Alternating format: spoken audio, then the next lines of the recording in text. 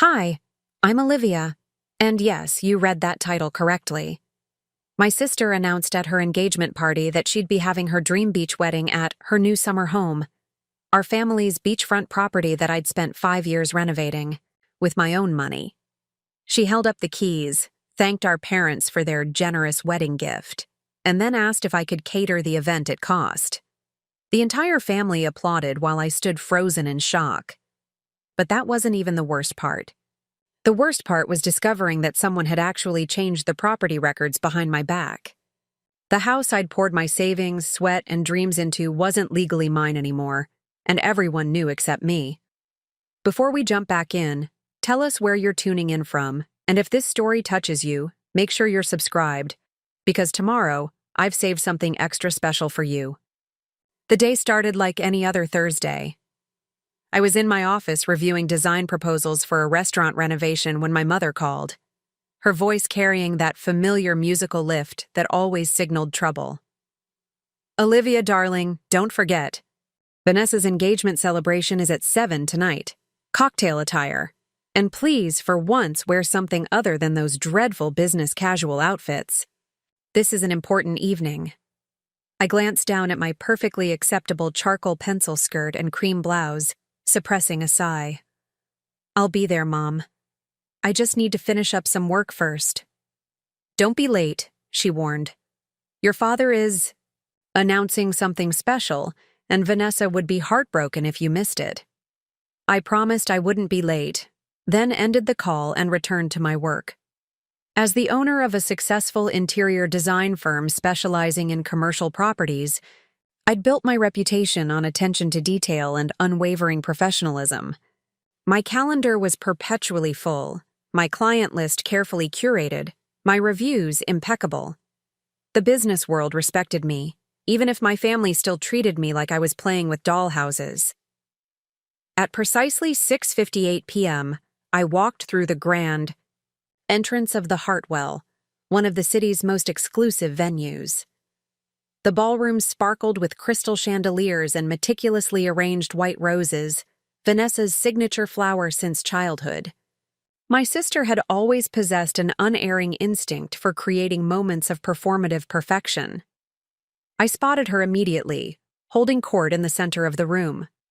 At 32, Vanessa was 2 years my junior, but carried herself with the practiced confidence of someone who had never questioned her place in the world.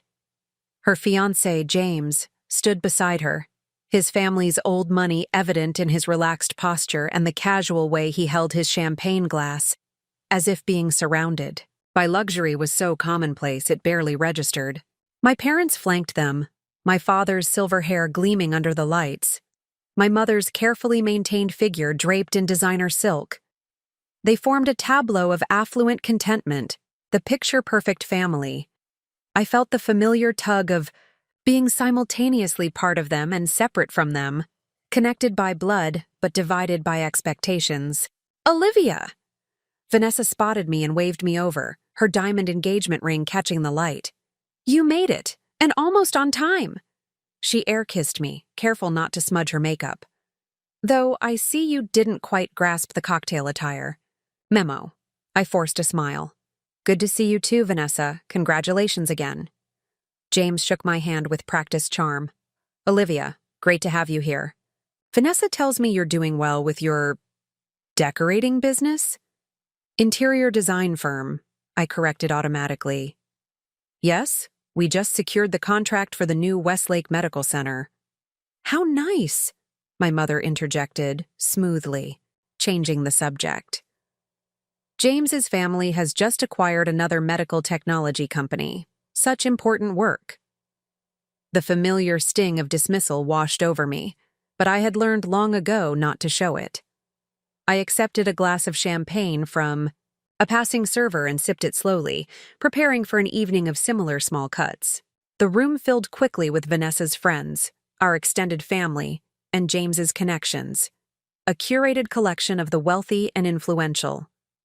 My father clinked his glass at precisely 7:30 p.m., and the crowd quieted obediently. "Thank you, all for joining us to celebrate Vanessa and James's engagement," he began, his voice carrying the authoritative tone honed over decades as the CEO of Harrison Financial Group. As many of you know, finding the right partner is one of life's greatest blessings. Caroline and I couldn't be happier with the match. My mother beamed beside him, her carefully preserved beauty a testament to her dedication to appearance. They had been married for 35 years, a partnership built on shared values of ambition, social standing, and unwavering focus on the future. Tonight, we wanted to make a special announcement, my father continued, a wedding gift that Caroline and I have been planning for some time. I took another sip of champagne, expecting the announcement of a lavish honeymoon or perhaps funding for the couple's first home together. What came next froze me mid-sip. Vanessa has always loved our family beach house in Cape Harbor, he said, his smile widening. Since childhood, she's talked about having her wedding there someday. So Caroline and I have decided to gift the Cape Harbor property to Vanessa and James as they start their life together. The room erupted in appreciative murmurs and applause. I stood motionless, certain I had misheard. The Cape Harbor house wasn't just any beach property. It was the dilapidated oceanfront cottage I had purchased 5 years ago, when no one else in the family wanted it. The house had been in our family for generations, but had fallen into severe disrepair after my grandfather's death. When it came time to decide its fate, my parents and sister had voted to sell it, seeing only the burden of renovation costs. I was the only one who recognized its potential and emotional value. I had bought out their shares, taken out a substantial loan, and spent every spare moment and dollar transforming it from a crumbling structure into a stunning beachfront home. My father produced a small box from his pocket and handed it to Vanessa. She opened it with theatrical excitement, revealing a set of keys tied with white ribbon. "The perfect venue for my dream wedding," she exclaimed, eyes shining with practiced gratitude. "And our own summer home, too. Thank you, Daddy." She turned to the crowd, keys held high. "Everyone, save the date for next June. We'll be having an intimate beachfront ceremony at our new Cape Harbor home." James's parents nodded approvingly, clearly impressed by the extravagant gift. My mother dabbed at her eyes with a monogrammed handkerchief, the picture of maternal generosity. I felt a cold wave of disbelief wash over me. How could they possibly give away a house that belonged to me? I had the mortgage statements, the renovation receipts, the property tax payments to prove it. This had to be some kind of misunderstanding, a poorly conceived joke. Vanessa spotted me across the room and beckoned me over, her smile triumphant. As I approached on legs that felt suddenly unsteady, she took my hand in hers. "Isn't it amazing?" she gushed. "And I was hoping you could help with the wedding design, using your little business skills, obviously at cost. It is family, after all." She lowered her voice to a stage whisper. "And since you've been taking care of the place these past few years and know it so well—" "Taking care of it?" I repeated slowly, struggling to maintain my composure. "Vanessa, I own that house. I bought out everyone's shares 5 years ago. I renovated it completely." She tilted her head, her expression a perfect blend of confusion and pity. "Oh, Olivia, that's not how I understand it. Mom and Dad always maintained ownership. They just let you fix it up because you needed a project after your engagement fell through. It was therapeutic for you." The room seemed to tilt slightly. My failed engagement from 6 years ago had nothing to do with the beach house.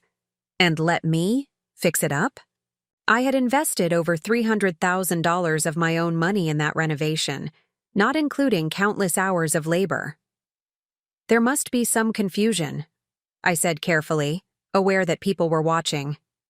"I legally purchased the house. I have the documentation." Vanessa's smile didn't waver, but her eyes hardened slightly. "I think you should talk to Mom and Dad about that, but maybe not tonight? This is my engagement celebration after all." Without waiting for my response, she turned away to accept. "Congratulations" from an approaching guest. effectively dismissing me from her attention. I stood there, champagne glass clutched too tightly in my hand, feeling as though I had stepped into an alternate reality where my life's work could be casually redistributed without my consent. My phone buzzed in my purse. It was a text from Maya, my business partner and closest friend. "How's the party? Surviving the family gauntlet?" I couldn't possibly explain what was happening in a text. Instead, I typed, "Need to talk. Emergency. Can you meet me at the office in 30?" Her response was immediate. "On my way." I looked up to see my parents engaged in animated conversation with James's family, my father's hand resting casually on my mother's back in a gesture of unified authority. Vanessa was at the center of a circle of admirers, the keys to my house still dangling from her manicured fingers. No one was looking at me.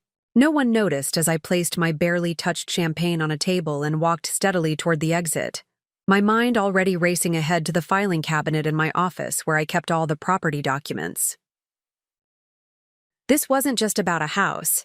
This was about years of my life, my financial security, my one connection to my grandfather's legacy. And I wasn't going to lose it without a fight. As I pushed through the heavy doors into the cool evening air, I made a silent promise to myself. This time I wouldn't back down. This time, I would stand my ground, even if it meant facing the full force of my family's disapproval. Some things were worth fighting for, and my beach house, my home, was definitely one of them. Preparing and narrating this story took us a lot of time, so if you are enjoying it, subscribe to our channel. It means a lot to us. Now back to the story. The drive to my office was a blur of streetlights and racing thoughts. I drove on autopilot, muscle memory guiding me through familiar turns while my mind spiraled through implications and possibilities. Had there been some massive misunderstanding? Some legal technicality I'd overlooked? Or was this something more deliberate? My office building stood quiet in the business district, most windows dark except for the occasional late-night worker. I pulled into my reserved parking space and sat for a moment, hands still gripping the steering wheel. Taking a deep breath, I reminded myself of who I was outside my family dynamics. Olivia Harrison, founder and CEO of Harrison Design Group, respected businesswoman with a portfolio of award-winning commercial renovations. I had built something valuable from nothing. I could handle this. The building's night security guard nodded in recognition as I swiped my access card. "Working late again, Ms. Harrison?" "Something like that, Ed," I replied, attempting a smile. That felt brittle even to me. My office occupied the entire eastern corner of the 5th floor, a space I'd designed myself with clean lines, strategic lighting, and carefully chosen furnishings that projected both competence and creativity. Usually, stepping into this space filled me with a sense of accomplishment. Tonight, it felt like a sanctuary. Maya arrived minutes after I did, still dressed in yoga pants and a sweatshirt, her curly hair pulled back in a messy bun. She took one look at my face and her expression shifted from concern to alarm. "What happened?" she asked, placing a comforting hand on my arm. "Are you okay?" I shook my head, moving toward the filing cabinet in my private office. "Remember the Cape Harbor house? The beach property I've spent the last 5 years renovating?" "Of course. Your pride and joy. That wraparound deck you designed is still my dream outdoor space." I pulled open the bottom drawer where I kept personal files separate from business documents. My father just announced he's giving it to Vanessa as a wedding gift. Maya stared at me, momentarily speechless. "But that's your house. You bought it. You renovated it. You have the mortgage." "Exactly." I rifled through the folders, pulling out one labeled Cape Harbor Property, which is why I need to find the documents proving ownership. My hands trembled slightly as I opened the folder. Inside were copies of what I remembered. The purchase agreement from 5 years ago showing my buyout of my parents and sisters. Shares, loan documents from First Atlantic Bank, insurance policies in my name, and years of property tax receipts. I spread them across my desk, scanning each document carefully, looking for any clause or condition that might explain my father's actions. Everything appeared in order, confirming what I already knew. The Cape Harbor property was legally mine. "This makes no sense," I murmured, more to myself than to Maya. Why would he publicly announce giving away something that isn't his to give? Maya leaned over the documents, her analytical mind. One of the reasons we made such good business. Partners, already at work. "When was the last time you checked the property records at the county office?" I looked up, startled by the implication. "When I purchased it 5 years ago? Why would I need to check again?"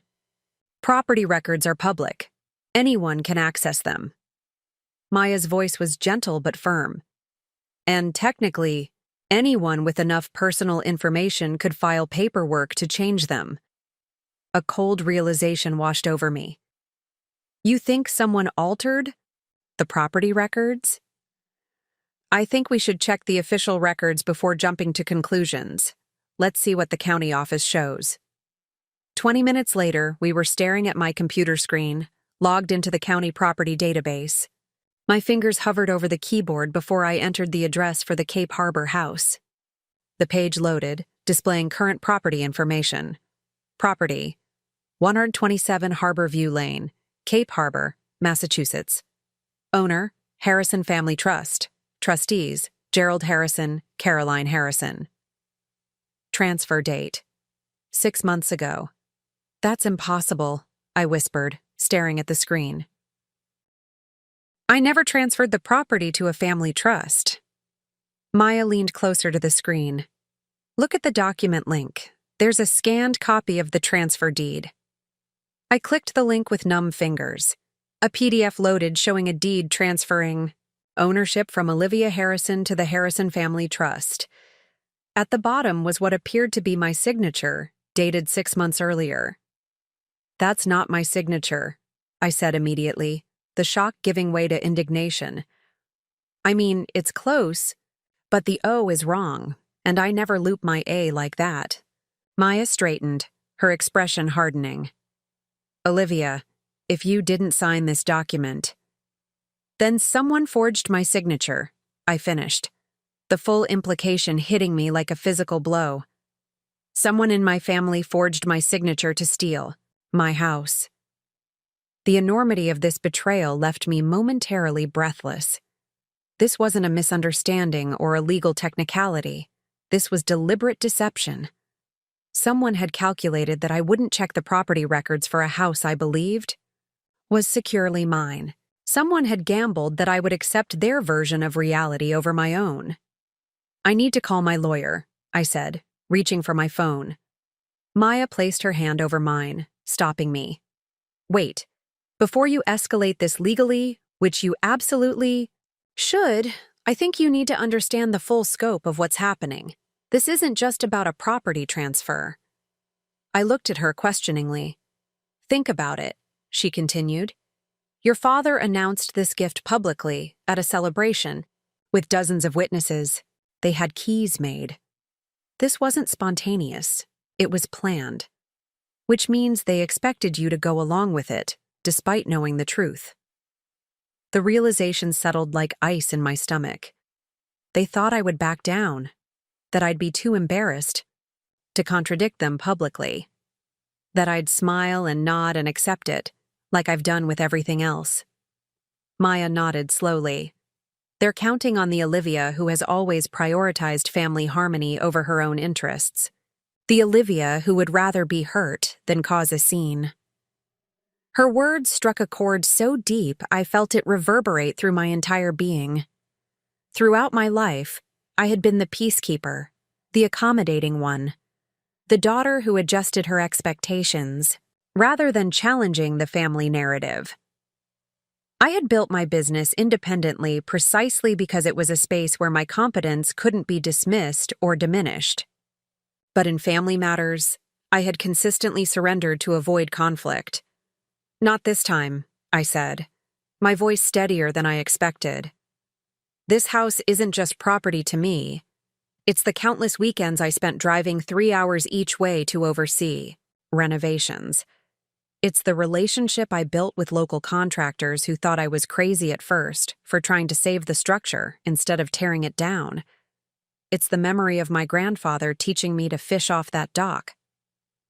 I stood and began pacing, energy surging through me as the initial shock transformed into resolve. It's the first major project where I trusted my design instincts completely, without seeking anyone's approval. It represents everything I've built on my own terms. Maya watched me with a small smile forming. So what are you going to do about it? I stopped pacing and met her gaze directly. First, I'm going to secure all these documents and make multiple copies. Tomorrow morning, I'm contacting Andrew Peterson. He's the best real estate attorney in the state. I need to understand exactly what legal recourse I have for fraudulent property transfer. And your family? Maya asked gently. I took a deep breath, considering the implications of confrontation after a lifetime of accommodation. I'm not going to cause a scene at Vanessa's celebration. That would play directly into their expectations of how this will go. They'd dismiss me as jealous or dramatic. So I'm going to be strategic. They've underestimated me my entire life, Maya. They see me as the reliable daughter who focuses on work because she doesn't have a real life. They think my success is some kind of consolation prize for not following the marriage and children script that Vanessa is executing perfectly. I returned to my desk and began organizing the documents methodically. They expect me to either make a scene and look unstable, or quietly accept this theft to keep the peace. Either way, they win. But they've overlooked something important. What's that? Maya asked, already knowing the answer but allowing me the moment of clarity. I built a successful business by understanding how to navigate complex situations with difficult clients. I know how to stand my ground professionally, without burning bridges unnecessarily. I've negotiated multi-million-dollar contracts and managed egos much bigger than my father's. A new sense of purpose filled me as I continued. This isn't just about reclaiming my property, though I absolutely will. It's about finally establishing that I won't be manipulated or diminished anymore. They're about to discover that the accommodating daughter they've taken for granted has boundaries that shouldn't be crossed. Maya's smile widened. Now that's the Olivia Harrison I know in the boardroom. It's about time your family met her too. I gathered the documents and placed them in my briefcase, movements deliberate and precise. Tomorrow, I start building my case. I'll need evidence, witnesses, financial records, everything documented and organized. And I'll help, however. I can, Maya assured me. Your family has no idea what's coming, do they? I thought about the confident smile on my father's face as he handed those keys to Vanessa, the satisfied gleam in my mother's eyes. My sister's casual assumption that I would simply fall in line with their plans. They had spent years creating a narrative about who I was, the sensible but unambitious daughter, the reliable but unexciting sister. That narrative had served them well, allowing them to take what they wanted without resistance.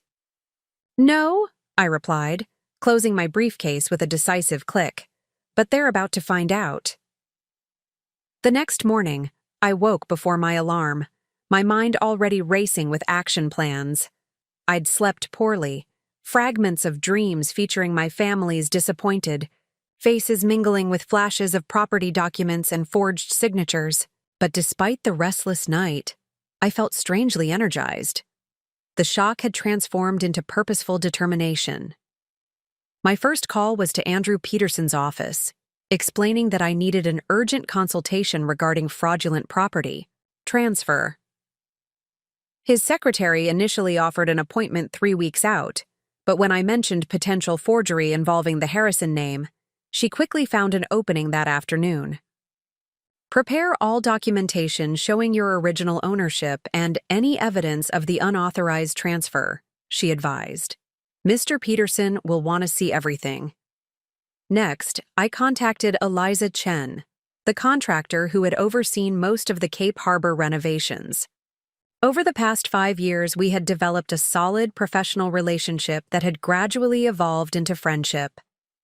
"Olivia, good to hear from you," she answered warmly. "Planning more upgrades to the beach house?"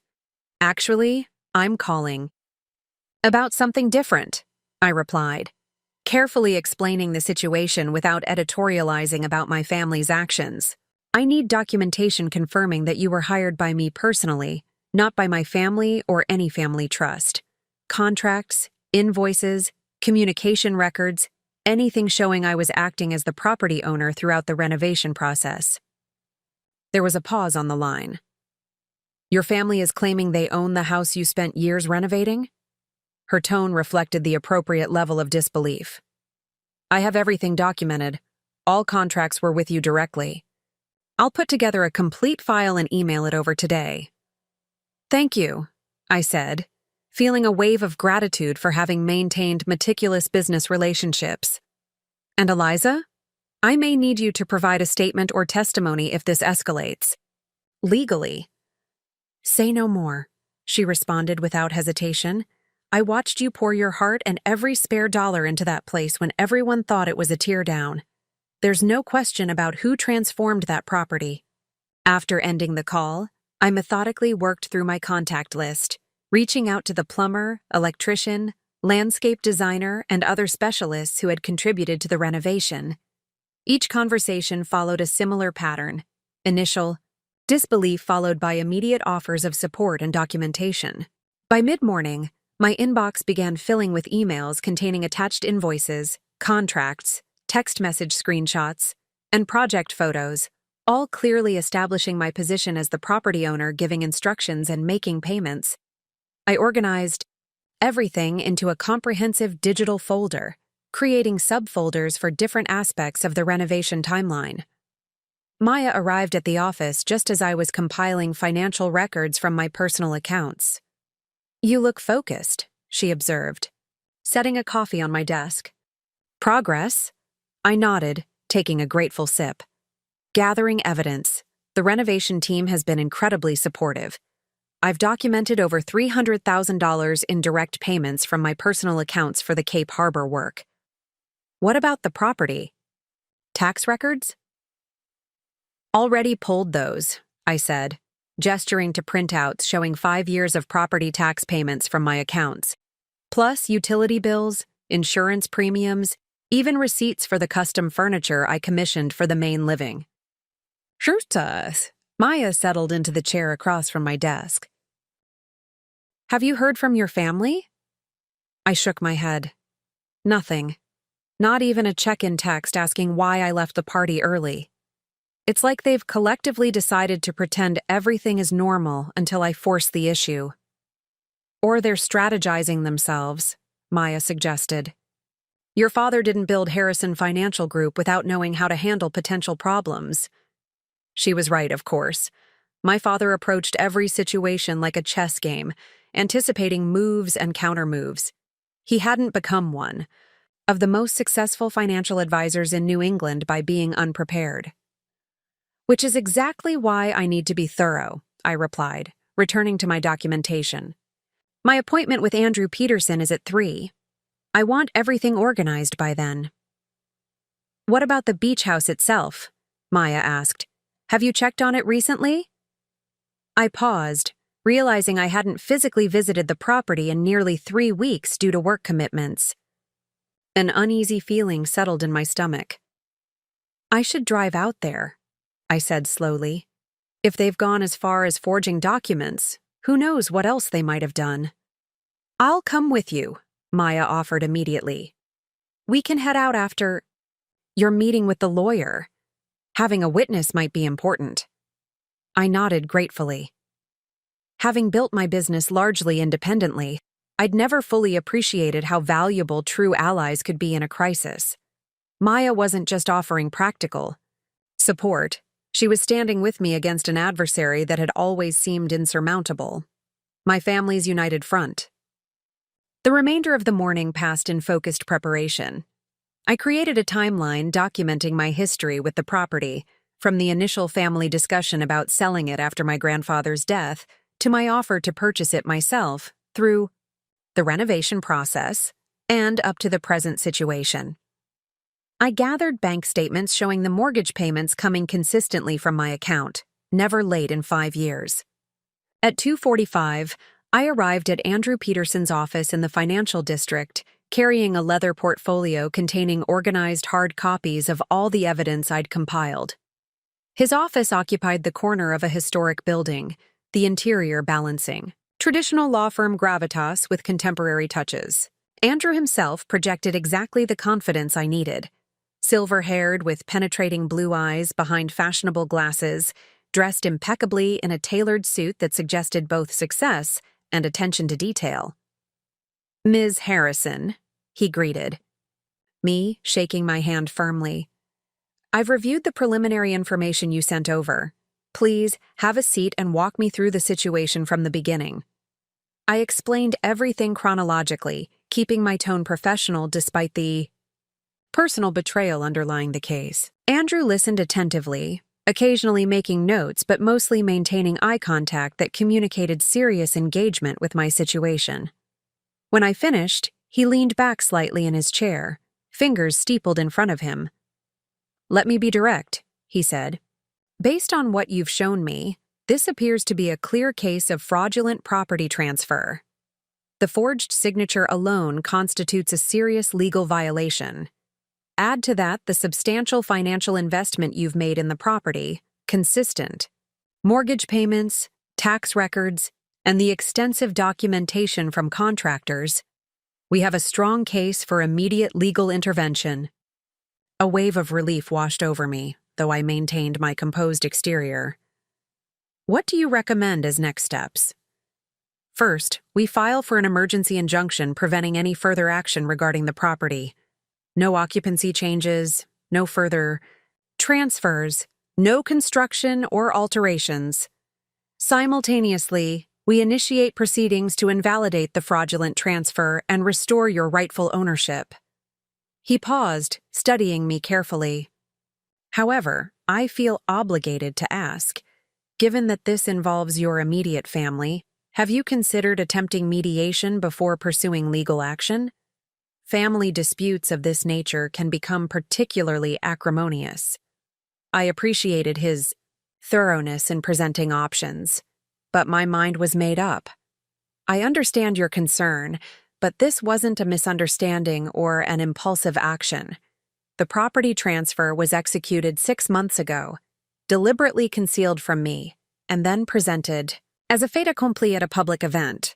They expected me to prioritize family harmony over my own legitimate interests, as I've done many times before. I'm not willing to do that with something this significant."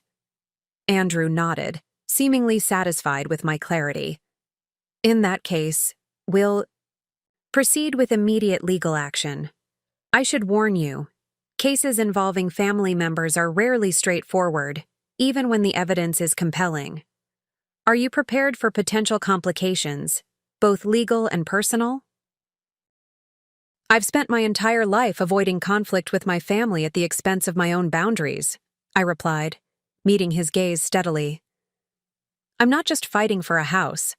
I'm establishing that I won't be manipulated or dismissed anymore. Whatever complications arise, I'm prepared to address them directly." He smiled slightly, approval evident in his expression. "Very well. My team will prepare the necessary filings today.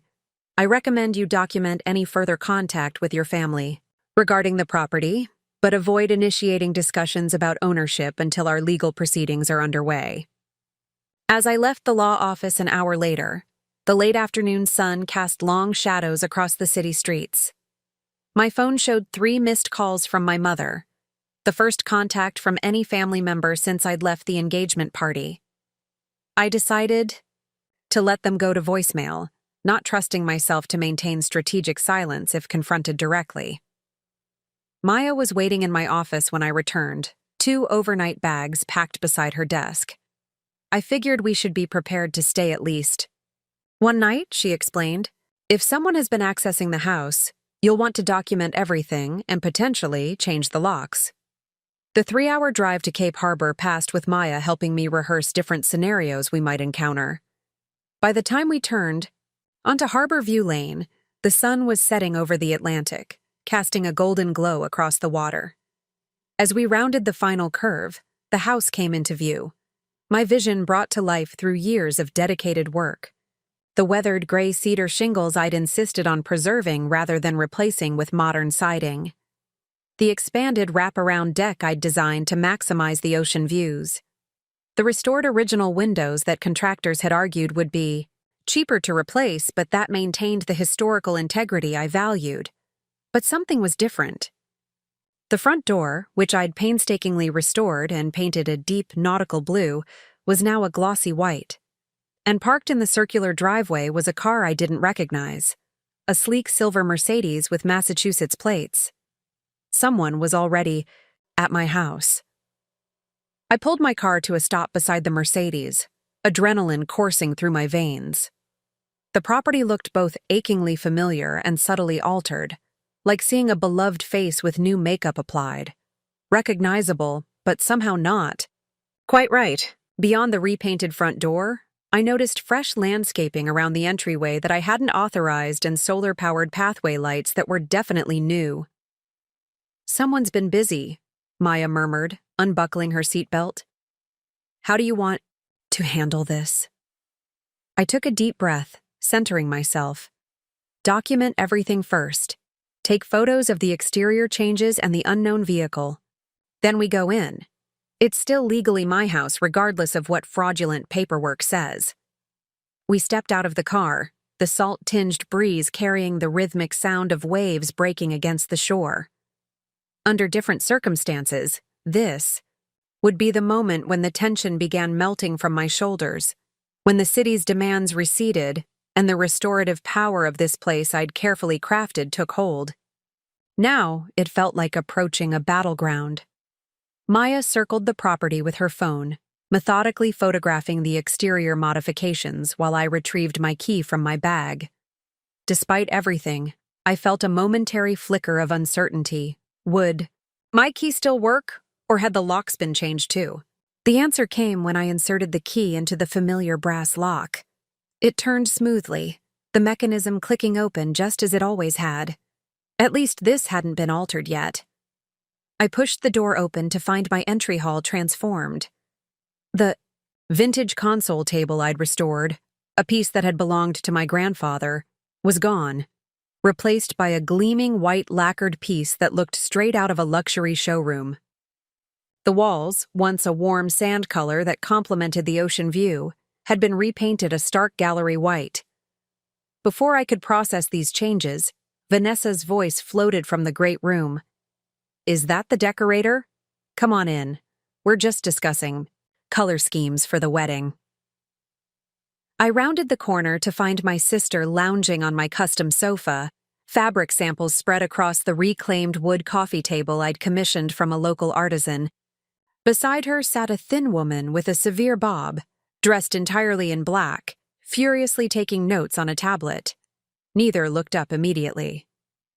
"I'm thinking we replace these awful blue cushions with something more neutral for the ceremony," Vanessa was saying, gesturing dismissively at the hand-dyed indigo pillows I'd sourced from an artisan in Maine. "Maybe a soft champagne, or—" She finally glanced up, her sentence cutting off abruptly when she registered my presence. For a brief moment, genuine shock flashed across her features before she composed herself. "Olivia! What a surprise!" Her tone shifted to one of practiced warmth, though her eyes remained wary. "I didn't expect you to drive all the way out here, on a weeknight." "Evidently," I replied, my voice steadier than I expected. "Though I'm more surprised to find you redecorating my house without permission." The woman in black looked up sharply, her gaze darting between us.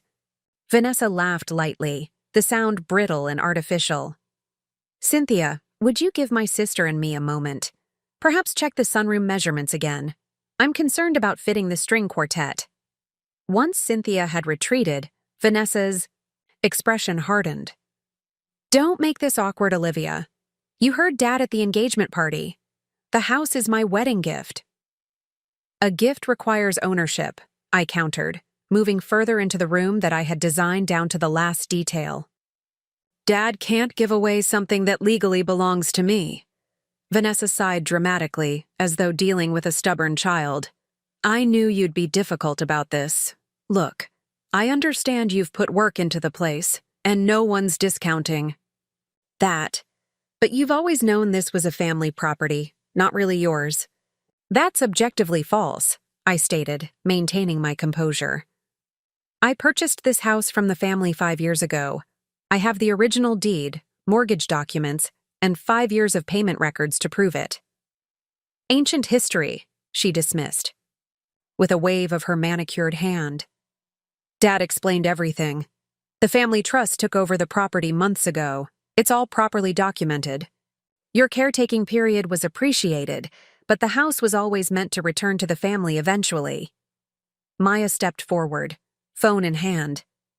We've just come from meeting with Olivia's attorney. The property transfer was fraudulent. Someone forged her signature. Vanessa's eyes narrowed as she noticed Maya for the first time.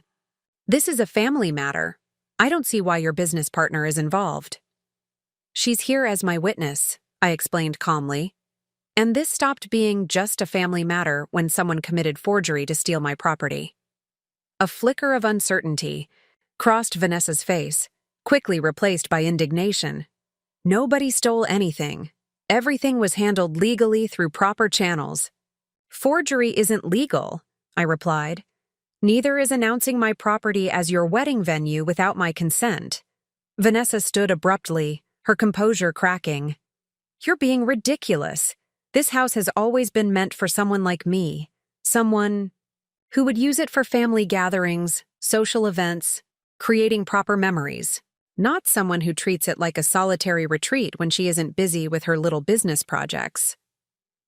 Her words stung as intended, hitting directly at old insecurities, that my life choices were somehow less valid, less significant than hers. But instead of withdrawing as I might have in the past, I found strength in the blatant unfairness of her position. My little business projects paid for the comprehensive renovation of this property when everyone else wanted to sell it for a fraction of its value, I stated.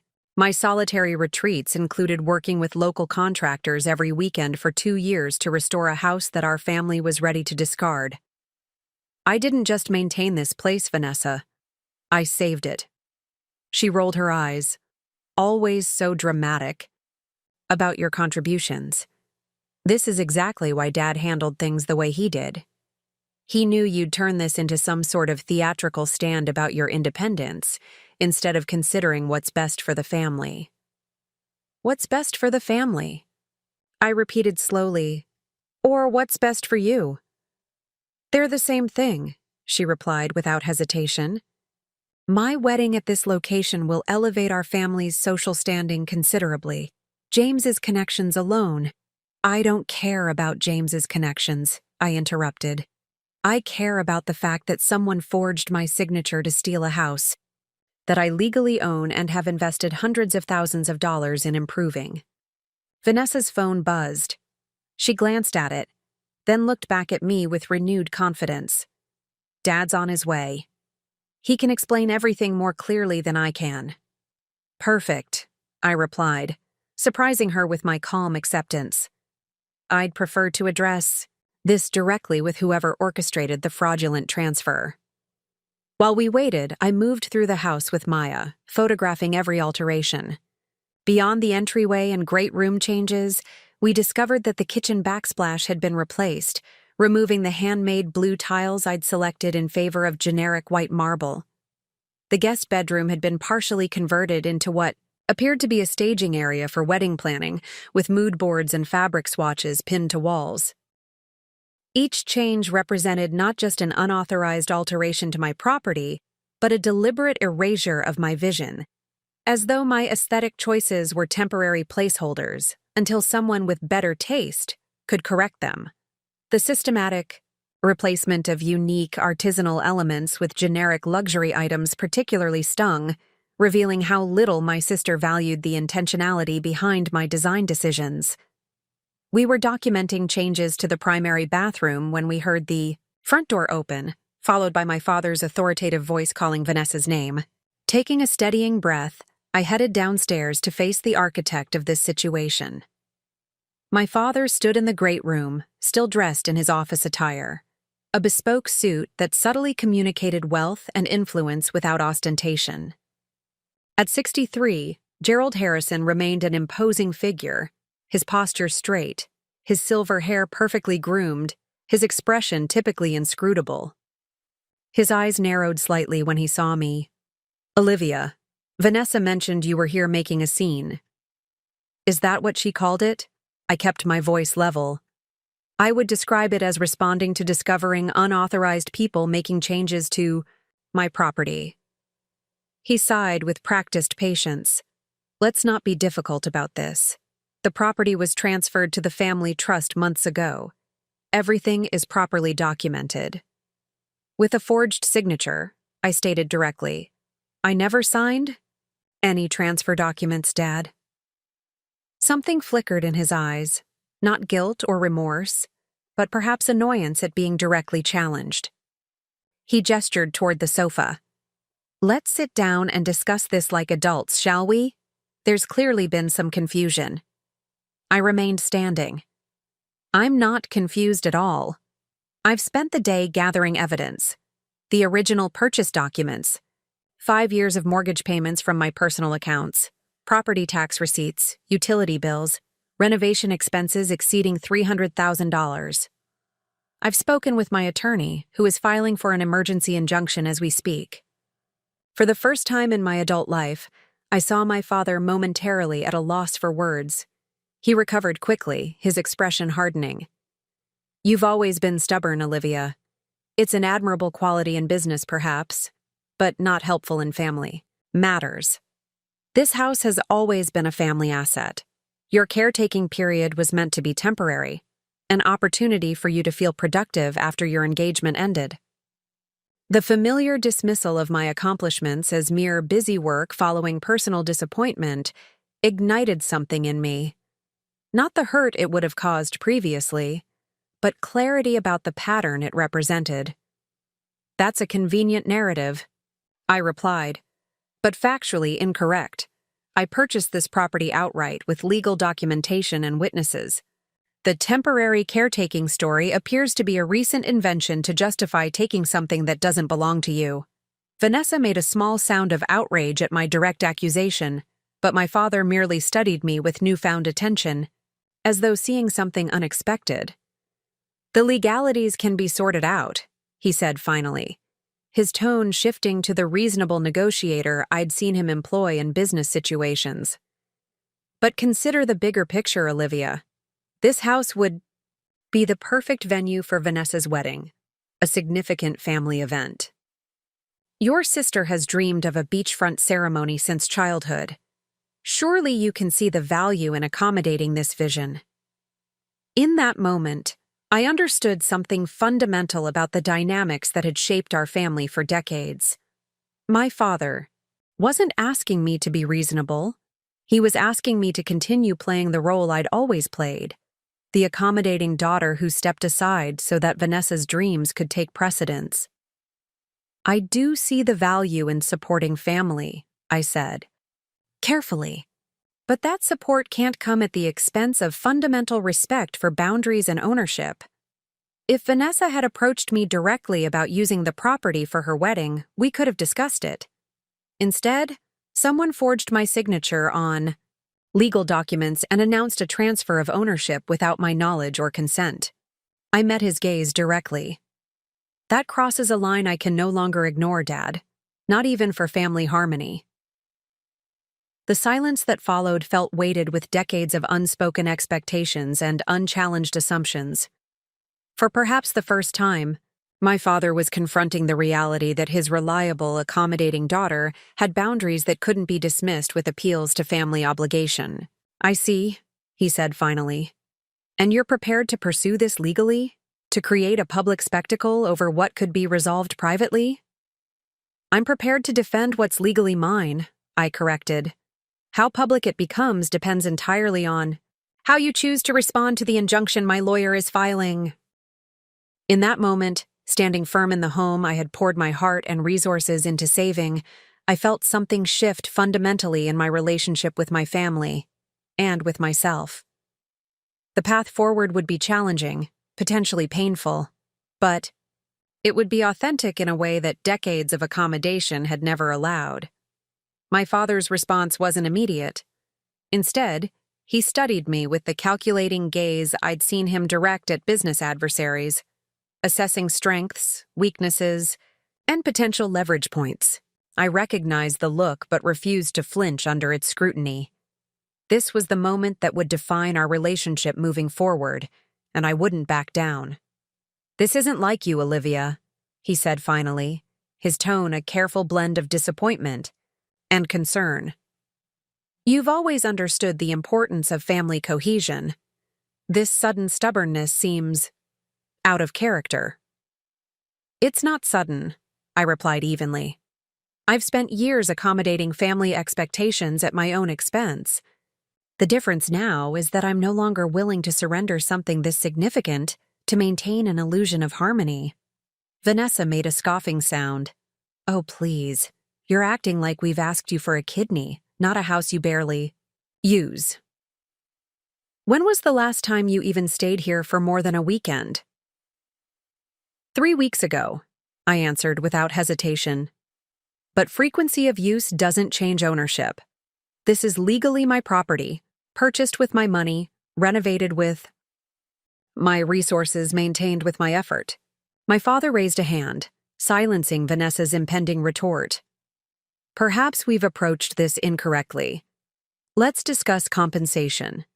The property has certainly appreciated since your purchase, particularly with the renovations. I'm prepared to offer fair market value, plus a reasonable premium for your emotional attachment." The offer revealed volumes about how my father viewed the situation, not as theft that required correction, but as a negotiation where everything had its price. He genuinely believed I was simply holding out for better terms. "This isn't about money," I stated firmly. "It's about respect, about acknowledging that my boundaries and legal rights matter just as much as anyone else's in this family." "Everyone's boundaries matter," my father countered smoothly.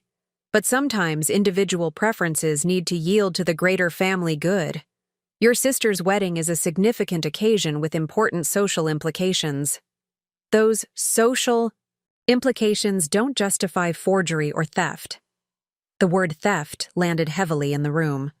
Vanessa's cheeks flushed with angry color, and my father's expression hardened perceptibly. "Be very careful about making accusations you can't substantiate," he warned, his voice dropping to the quiet, controlled tone that had intimidated countless business associates over the years. I refuse to be intimidated. I don't need to substantiate them. The county records will do that when compared with my actual signature. The question is whether you want this resolved privately or through the courts and potentially the press. Before he could respond, the front door opened again, accompanied by the sound of heels clicking on the hardwood floor of the entryway. A moment later, my mother appeared, elegant as always in a tailored pantsuit that emphasized her still slender figure at 60. Caroline Harrison's gaze swept the room, immediately assessing the tense atmosphere. "Ah, I see we're all here," she remarked with the artificial brightness she employed when trying to diffuse uncomfortable situations. "Olivia, darling, we've been trying to reach you since yesterday. Why haven't you returned our calls?" "I've been busy gathering evidence of property fraud," I replied directly. My mother blanched slightly before recovering her composure. "There's no need for such dramatic terminology. Your father simply arranged some necessary paperwork to formalize what we've always understood about the family property." "What you've always understood contradicts legal reality," I countered. "I purchased this house. I hold the mortgage. I've invested hundreds of thousands in its restoration." "With family support," my mother interjected smoothly. "What support?" I challenged. Dad told me it was a poor investment when I bought it. You all voted to sell it to strangers rather than keep it in the family. I'm the only one who saw its potential and was willing to put in the work to realize it. For a moment, no one spoke. The only sound was the distant rhythm of waves breaking against the shore. The soundtrack that had accompanied countless hours of my renovation work, the peaceful constant that had made all the effort worthwhile. The situation has evolved, my father stated finally. Family needs change. Vanessa's wedding presents an opportunity to showcase the property in a way that benefits everyone. And you didn't think to simply ask if I would host her wedding? I questioned. You jumped straight to fraudulent property transfer? My mother stepped forward, placing a conciliatory hand on my arm. Darling, we knew you might be resistant. Initially. You've always been so particular about your projects. The transfer simply eliminated potential complications. I stepped back, removing my arm from her touch. The complication you eliminated was my right to make decisions about my own property. That's not parental guidance, Mother. That's theft. A new voice entered the conversation from the entryway. I think everyone needs to take a step back. Here. James, Vanessa's fiancé, stood in the doorway, his expression grave. Unlike my sister, who favored dramatic entrances, he had entered quietly, likely overhearing much of our conversation. James, Vanessa exclaimed, her tone immediately softening. Thank goodness you're here. Olivia is being completely unreasonable about the wedding venue. He didn't immediately move to her side as expected. Instead, he remained in the doorway, his gaze moving deliberately between each of us before settling on me. Olivia, may I speak with you privately for a moment? He asked, his tone surprisingly respectful. Vanessa's expression shifted from relief to confusion. Whatever you need to say, you can say in front of all of us. We're family.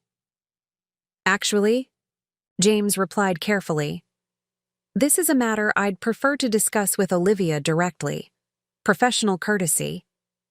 Professional courtesy? The term seemed oddly formal for a family dispute. I studied him with renewed interest. James Elliott came from old Boston money, but unlike many in his social circle, he had built his own career rather than simply managing family holdings. He was a corporate attorney specializing in real estate law, a fact that suddenly seemed significantly more relevant than it had at family gatherings. We can use the study, I offered, curious about this unexpected development. My father frowned. I don't see why separate conversations are necessary. We're all capable of discussing this matter together. With respect, Gerald, James replied with surprising firmness. I believe a brief private conversation might help clarify some legal aspects of the situation. Without waiting for further objections, he gestured for me to lead the way. I directed him to the small study off the main living area, a room I'd designed as a personal retreat, with built-in bookshelves and a desk positioned to capture views of both the sunrise and the ocean. Once the door closed behind us, James's formal demeanor relaxed slightly. First, I want to be clear that I had no knowledge of any property transfer until the announcement at our engagement party. Vanessa told me her parents were gifting us their beach house for the wedding. I had no reason to question that characterization. His directness was unexpected and refreshing after my family's evasions. When did you realize that wasn't the case? I had suspicions almost immediately, he admitted. The way you reacted at the party, or rather, didn't react with the enthusiasm one might expect for such a generous gesture. Then Vanessa mentioned something about you fixing up the place, which suggested a deeper investment than casual maintenance. He glanced around the meticulously designed study. After seeing this house today, it's obvious this isn't a casual family property. The architectural and design choices are cohesive, personal, and clearly executed with professional expertise. Your expertise, I'm assuming. I nodded, still uncertain where this conversation was heading. As a real estate attorney, I feel obligated to tell you that if what you're saying is accurate, If someone did indeed forge your signature on a property transfer, that constitutes serious fraud with potential criminal implications. I'm aware, I replied. My attorney is filing for an injunction tomorrow. James nodded gravely. That's appropriate, but before things escalate to that point, I wanted to speak with you directly. Not as Vanessa's fiancé, but as someone who respects property rights and legal procedure. He hesitated, choosing his next words carefully. I can't speak to what motivated your family's actions, but I can tell you that I cannot, and will not, be party to occupying property acquired through potentially fraudulent means, regardless of how it might affect wedding plans or family relationships. The implication was clear. If my claims were valid, James was prepared to stand against his future in-laws' actions, even at the risk of creating conflict with Vanessa. It was a principled position I hadn't expected, and it shifted my perception of him considerably. I appreciate your integrity, I said sincerely. This situation is difficult enough without adding legal complications to your relationship with my sister. Integrity in legal matters isn't optional in my view, he replied simply. May I ask if you have evidence of the forgery beyond the comparison of signatures? My attorney has the complete paper trail, original purchase documents, mortgage, statements, renovation expenses, property tax receipts. I've never missed a payment or delegated financial responsibility for this property to anyone else. James nodded thoughtfully. That's compelling documentation. Have you verified who submitted the transfer paperwork to the county office? I paused, realizing I hadn't thought to investigate that specific detail. Not yet. The transfer document itself was submitted 6 months ago, but I haven't traced who physically filed it. That information could be crucial, he advised. County offices typically maintain records of who submits documents, sometimes including identification details. His willingness to provide legal guidance, essentially helping me build a case that might create significant problems for his fiancé's family, suggested a stronger moral compass than I'd previously given him credit for. Why are you helping me with this? I asked directly. It would be easier for you to side with Vanessa and her parents. James considered the question seriously before answering. I believe in the rule of law and property rights. If this house legally belongs to you, then no social occasion, not even my own wedding, justifies taking it through deceptive means. He paused. Additionally, I value building my marriage on ethical foundations. Starting our life together with a celebration hosted in a fraudulently acquired property would undermine that goal. His principled stance was unexpected, but profoundly reassuring. In a situation where I'd felt completely isolated against a united family front, finding an ally, particularly one from within my sister's camp, shifted the dynamic significantly. What happens now? I asked. That depends partly on how your family responds to the legal challenge, he replied. But from my perspective, Vanessa and I will need to find an alternative venue regardless. I won't be part of using this property unless it's with your explicit consent as the legitimate owner. The door opened abruptly, revealing Vanessa with a thunderous expression. What exactly is going on here? James, why are you having some secret meeting with my sister? James turned to face her calmly. I was discussing the legal implications of the property situation, Vanessa. As I mentioned on the drive here, there are serious concerns about how the transfer was executed. You're taking her side? Vanessa's voice rose incredulously. Against your own fiancé? This isn't about sides, he replied evenly. It's about legal ownership and proper procedure. If Olivia's claims are accurate, and based on my professional experience, they appear to be, then we need to respect that this is her property and find an alternative wedding venue.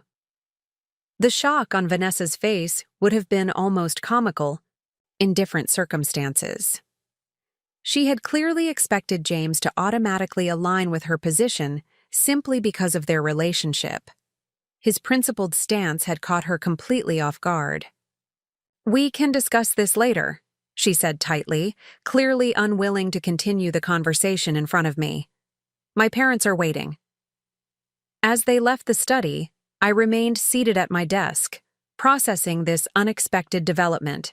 For the first time since discovering the fraud, I felt a genuine sense of validation from someone connected to my family. James's willingness to stand on principle rather than relationship allegiance suggested that perhaps not everyone in my extended family circle viewed me as someone whose boundaries could be disregarded. Taking a deep breath, I prepared to rejoin the others, feeling newly strengthened for the confrontation ahead. The path forward remained challenging, but I was no longer facing it completely alone. When I returned to the great room, the atmosphere had noticeably shifted. My parents stood near the large oceanfront windows, speaking in hushed tones, their postures tense.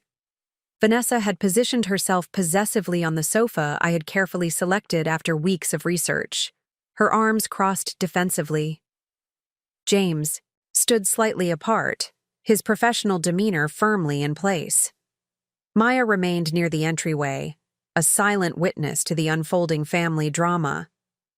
"I think it's time we addressed the specific legal issues at hand," I said, breaking the uncomfortable silence. "Someone filed fraudulent paperwork transferring my property to a family trust. I need to know who was responsible." My father turned from the window, his expression carefully controlled. "These accusations are becoming tiresome, Olivia. The paperwork was handled through proper channels with appropriate authorization." "Forgery isn't appropriate authorization," I countered. "My signature was falsified on legal documents. That's not a misunderstanding or a technicality. It's fraud." My mother stepped forward, her perfected role as family mediator activating automatically. "Perhaps there's been a procedural error. That can be corrected without these dramatic allegations. Your father would never intentionally do anything improper." "Then explain how my signature appeared on documents I never saw," I challenged. "Explain how my property was transferred, without my knowledge or consent." A heavy silence fell over the room. My father's jaw tightened, a telltale sign of suppressed anger I recognized from childhood confrontations. My mother's eyes darted nervously between her husband and daughters, her usual social confidence faltering. It was Vanessa who finally broke the silence, her voice carrying a strange mix of defiance and disappointment. "This is ridiculous. Just tell her, Dad. Tell her how you've been planning this for months to make my wedding perfect. Tell her how it was all going to work out once she understood the bigger picture." My father shot her a warning glance, but it was too late. Her words had confirmed what I'd suspected. This wasn't an administrative error or misunderstanding. It was a deliberate plan. "I'd like to hear exactly how this was all going to work out," I said, my voice steady despite the anger building inside me. My father assessed the room, recognizing that denial was no longer viable. With a resigned sigh, he shifted to what I recognized as his damage control approach, the strategy he employed when business dealings went sideways. "The property transfer was handled through my office," he admitted finally. "We created the family trust 6 months ago as part of broader estate planning. The beach house was included in those assets. Without my consent," I pointed out. "And with a forged signature." He waved his hand dismissively. "A procedural expedience. The house was always intended as a family asset, not your personal property. Your mother and I provided the initial down payment assistance, if you recall." "As a loan," I corrected firmly, "which I repaid in full within the first year of ownership. I have the bank records to prove it." "Legalities aside," he continued, as though my point was irrelevant, "the property serves the family better as a shared resource than as your private retreat. Vanessa's wedding presents the perfect opportunity to showcase its potential for significant family events." The casual arrogance of his position, that my legal rights could be dismissed as mere legalities when they conflicted with his plans, crystallized something I had felt but never fully articulated about our family dynamic.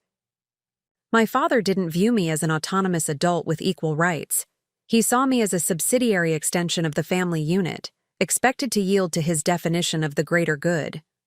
"Who actually signed my name?" I asked directly, refusing to be diverted into philosophical debates about family resources. "Who physically forged my signature?" My father's hesitation was brief but telling. "That's not relevant to resolving the current situation. It's entirely relevant to the potential criminal charges," I replied evenly. James stepped forward, his legal expertise evidently prompting him to intervene. "Gerald, as a matter of professional advice, I strongly suggest transparency at this point. Forgery of signatures on property documents carries serious legal consequences that could extend beyond civil penalties." My father's expression darkened at this unexpected opposition from his future son-in-law. Before he could respond, my mother placed a restraining hand on his arm and turned to me with an expression I hadn't seen since childhood. Genuine remorse tinged with fear. "It was Diane," she said softly, naming my father's longtime executive assistant. "She's handled our family documents for decades. Your father instructed her to prepare the transfer paperwork as part of the trust reorganization." The revelation struck me like a physical blow. Diane Wilson had been part of our family's life since I was a child, attending holiday gatherings, sending birthday cards, remembering my college graduation with a thoughtful gift. The knowledge that she had forged my signature at my father's direction added another layer of betrayal to an already painful situation. "And neither of you saw any ethical problem with this?" I asked, genuine disbelief in my voice. "We planned to explain everything once the wedding arrangements were finalized," my mother continued, her justification sounding hollow even to her own ears. "The timing was delicate with Vanessa's engagement. We didn't want to complicate things with administrative details."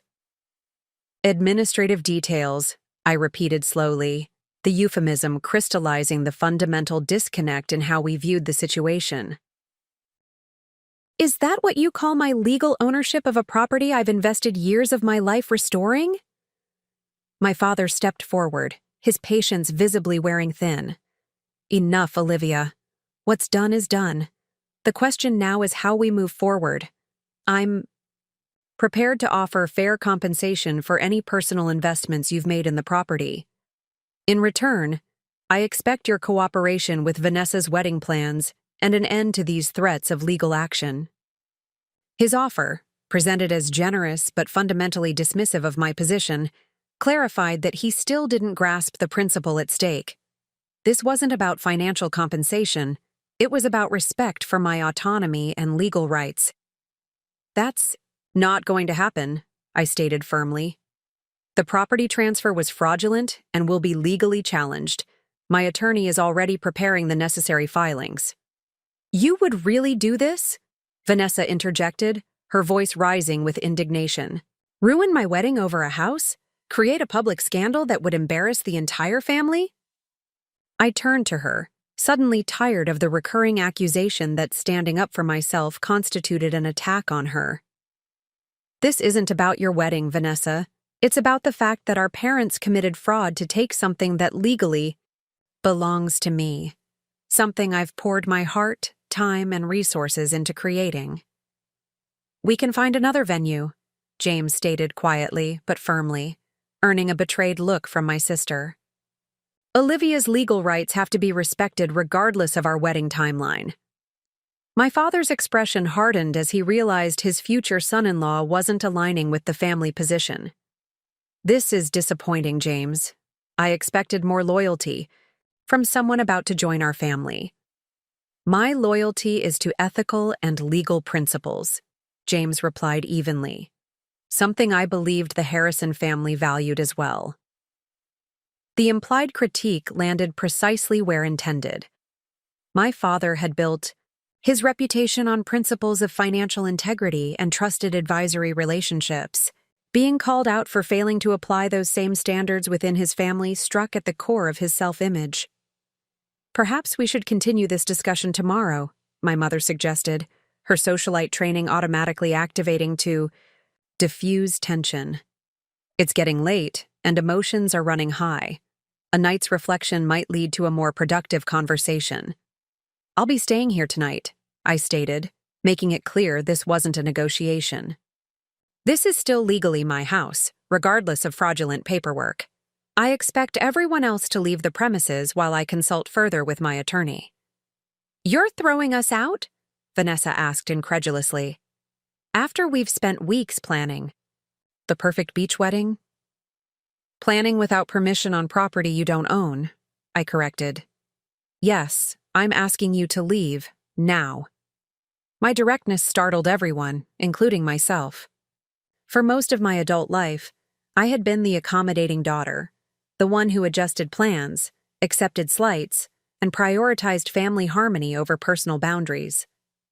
The woman standing firmly in her own home, demanding respect for her legal rights, represented a fundamental shift in both self-perception and family dynamics. My father assessed me with narrowed eyes, clearly calculating whether direct confrontation would serve his interests. After a tense moment, he nodded curtly. We'll continue this discussion tomorrow after everyone has had time to consider their positions more carefully, he stated, his tone making it clear he expected overnight reflection to bring me back in line with family expectations. My position won't change, I replied calmly.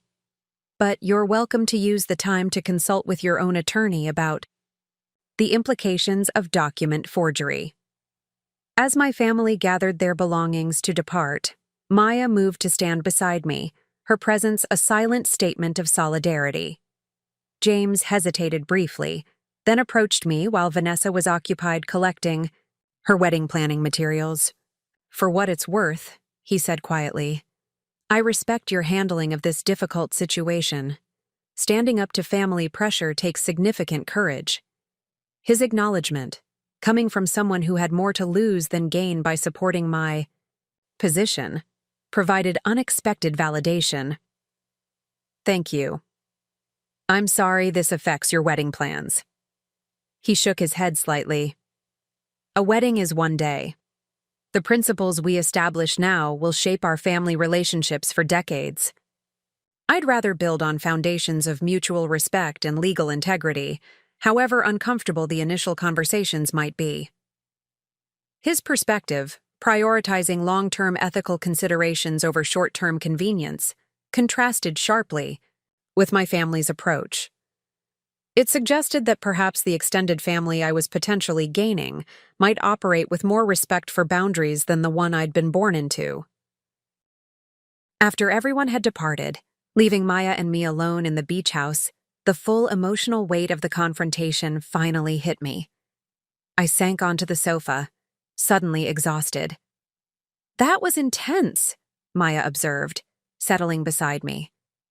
But you held your ground beautifully. I don't think they expected that. They didn't, I agreed. They expected the same Olivia who has always prioritized family peace over personal boundaries, the one who would eventually yield when pushed. That Olivia seems to have left the building, Maya noted with approval. I looked around at the house I had painstakingly restored, the space that represented not just financial investment, but my creative vision and countless hours of dedicated work. Even with the unauthorized changes Vanessa had begun implementing, it remained fundamentally mine in both legal fact and emotional truth. I should feel terrible about this confrontation, I admitted, about potentially disrupting Vanessa's wedding, plans, and creating family conflict. But what I actually feel is liberated, Maya suggested. Exactly. Like I've finally broken through an invisible barrier that's been constraining me for decades. I turned to her with newfound clarity. They've always treated my achievements as somehow less significant than Vanessa's social milestones. My business success as less important than her relationships. My property rights as subordinate to her wedding plans. And now? Now I understand that I've been complicit in that dynamic by accepting it. by prioritizing their approval over my own boundaries. I straightened my shoulders, a physical manifestation of my shifting perspective. That ends today. Maya smiled, genuine pride in her expression. Welcome to your new chapter, Olivia.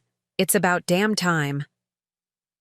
As night fell over the ocean, casting moonlight across the waves visible through the windows, I felt a profound sense of alignment between my external circumstances and internal truth. Tomorrow would bring legal challenges and continued family tension, but tonight, in this house that I had saved and transformed through vision and perseverance, I was finally standing fully in my own authority. The path forward wouldn't be easy, but for the first time in my adult life, it would be authentically mine. Morning arrived with the gentle persistence that made the beach house special. Soft light filtering through carefully positioned windows, the rhythmic sound of waves audible throughout the space, the particular quality of air that only exists where land meets ocean. I had slept in the primary bedroom for the first time in weeks, reclaiming the space I'd designed down to the smallest detail. After a restless night punctuated by strategic planning rather than self-doubt, I rose early and made coffee in the kitchen. Maya joined me soon after, her practical nature already focused on the day ahead. I've been thinking about next steps, she said, accepting the mug I offered. Andrew Peterson will file the injunction today, but we should prepare for immediate pushback from your family. I nodded, leaning against the quartz countertop I'd selected for its resemblance to the beach stones visible from the kitchen window. They won't retreat easily. My father especially. He's built his entire self-concept around being the authoritative decision-maker who knows what's best for everyone. Which means he'll escalate before he concedes, Maya observed. Have you checked your phone this morning? I glanced at my phone, which I'd deliberately left in silent mode overnight. The screen showed multiple missed calls and text messages from both parents and Vanessa. I scrolled through them quickly, noting the predictable progression from concerned inquiries to thinly veiled threats about irreparable family damage if I continued my misguided legal approach. Right on schedule, I commented, setting the phone aside without responding. First the appeal to family harmony, then the suggestion that I'm being irrational, followed by warnings about permanent consequences if I don't fall in line. Classic. Manipulation tactics, Maya agreed. What's your plan? Before I could answer, my phone lit up with an incoming call, not from my family as expected, but from James. I hesitated briefly before answering. Olivia, good morning, he began, his tone professional but friendly. I hope I'm not calling too early. Not at all, I replied. I appreciate you reaching out. I wanted to inform you that I've had several conversations since last night, he continued. First with Vanessa, then with your parents, and finally with a colleague who specializes in real estate fraud cases. That sounds productive, I said neutrally, curious about his purpose in calling. Based on those discussions, and my own legal assessment, I've advised Vanessa that we need to secure an alternative wedding venue immediately. I've also made it clear to your parents that I cannot and will not be associated with a property transaction that appears to involve document forgery. His directness was refreshing after my family's evasions and manipulations. How did they respond? About as well as you might expect, he replied with a hint of dry humor. Your father suggested I don't understand how family matters work. Your mother attempted to reframe the situation as a simple misunderstanding that was being unnecessarily escalated. Vanessa. He paused. Vanessa is understandably upset about the wedding venue, but I believe she'll adjust once she processes the legal realities. And your relationship? I asked, genuinely concerned about the impact my stand might have on their engagement. That's a separate issue, he stated firmly. My relationship with Vanessa is based on mutual respect and shared values, which I believe include honesty and legal integrity. While this situation is stressful, I'm confident we'll navigate it together. His principled approach continued to impress me. Thank you for letting me know, and for taking such a clear ethical position. I'm actually calling with a specific purpose beyond updating you, he continued.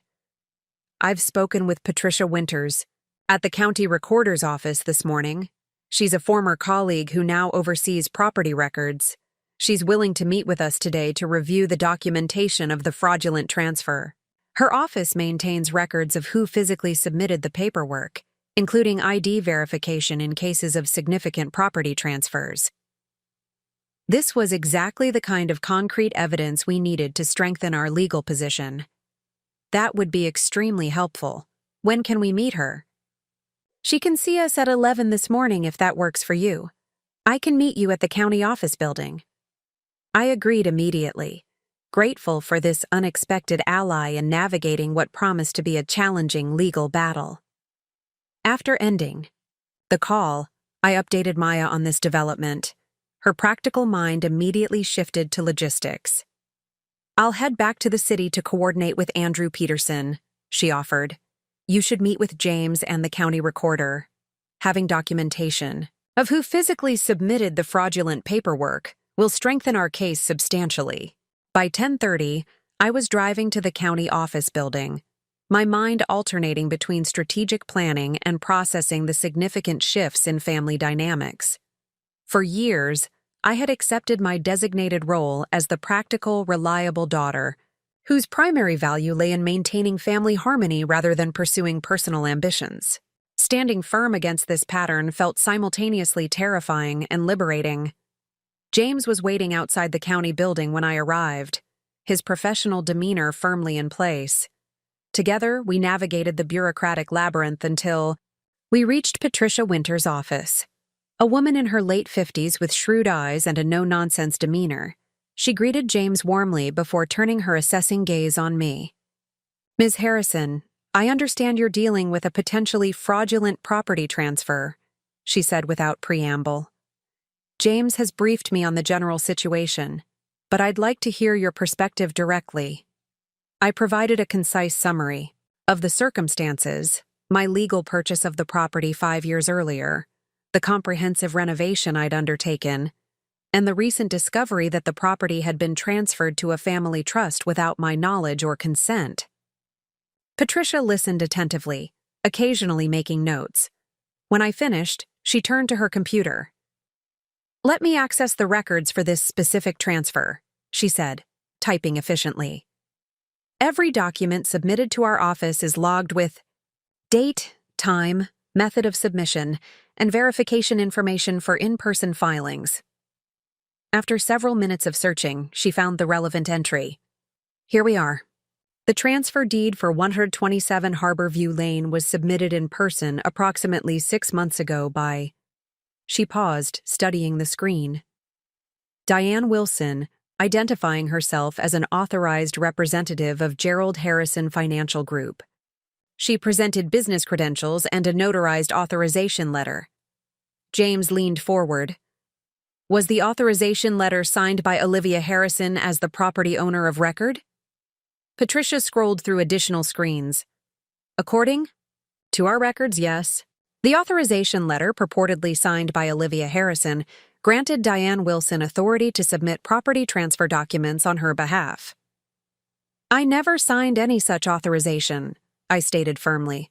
In cases like this, we retain scanned copies of all supporting documentation, Patricia continued, navigating through additional screens. Let me pull up the actual authorization letter. After a moment, she turned her monitor so we could see the document. A formal letter on Harrison Financial Group letterhead authorizing Diane Wilson to act as my representative in property matters.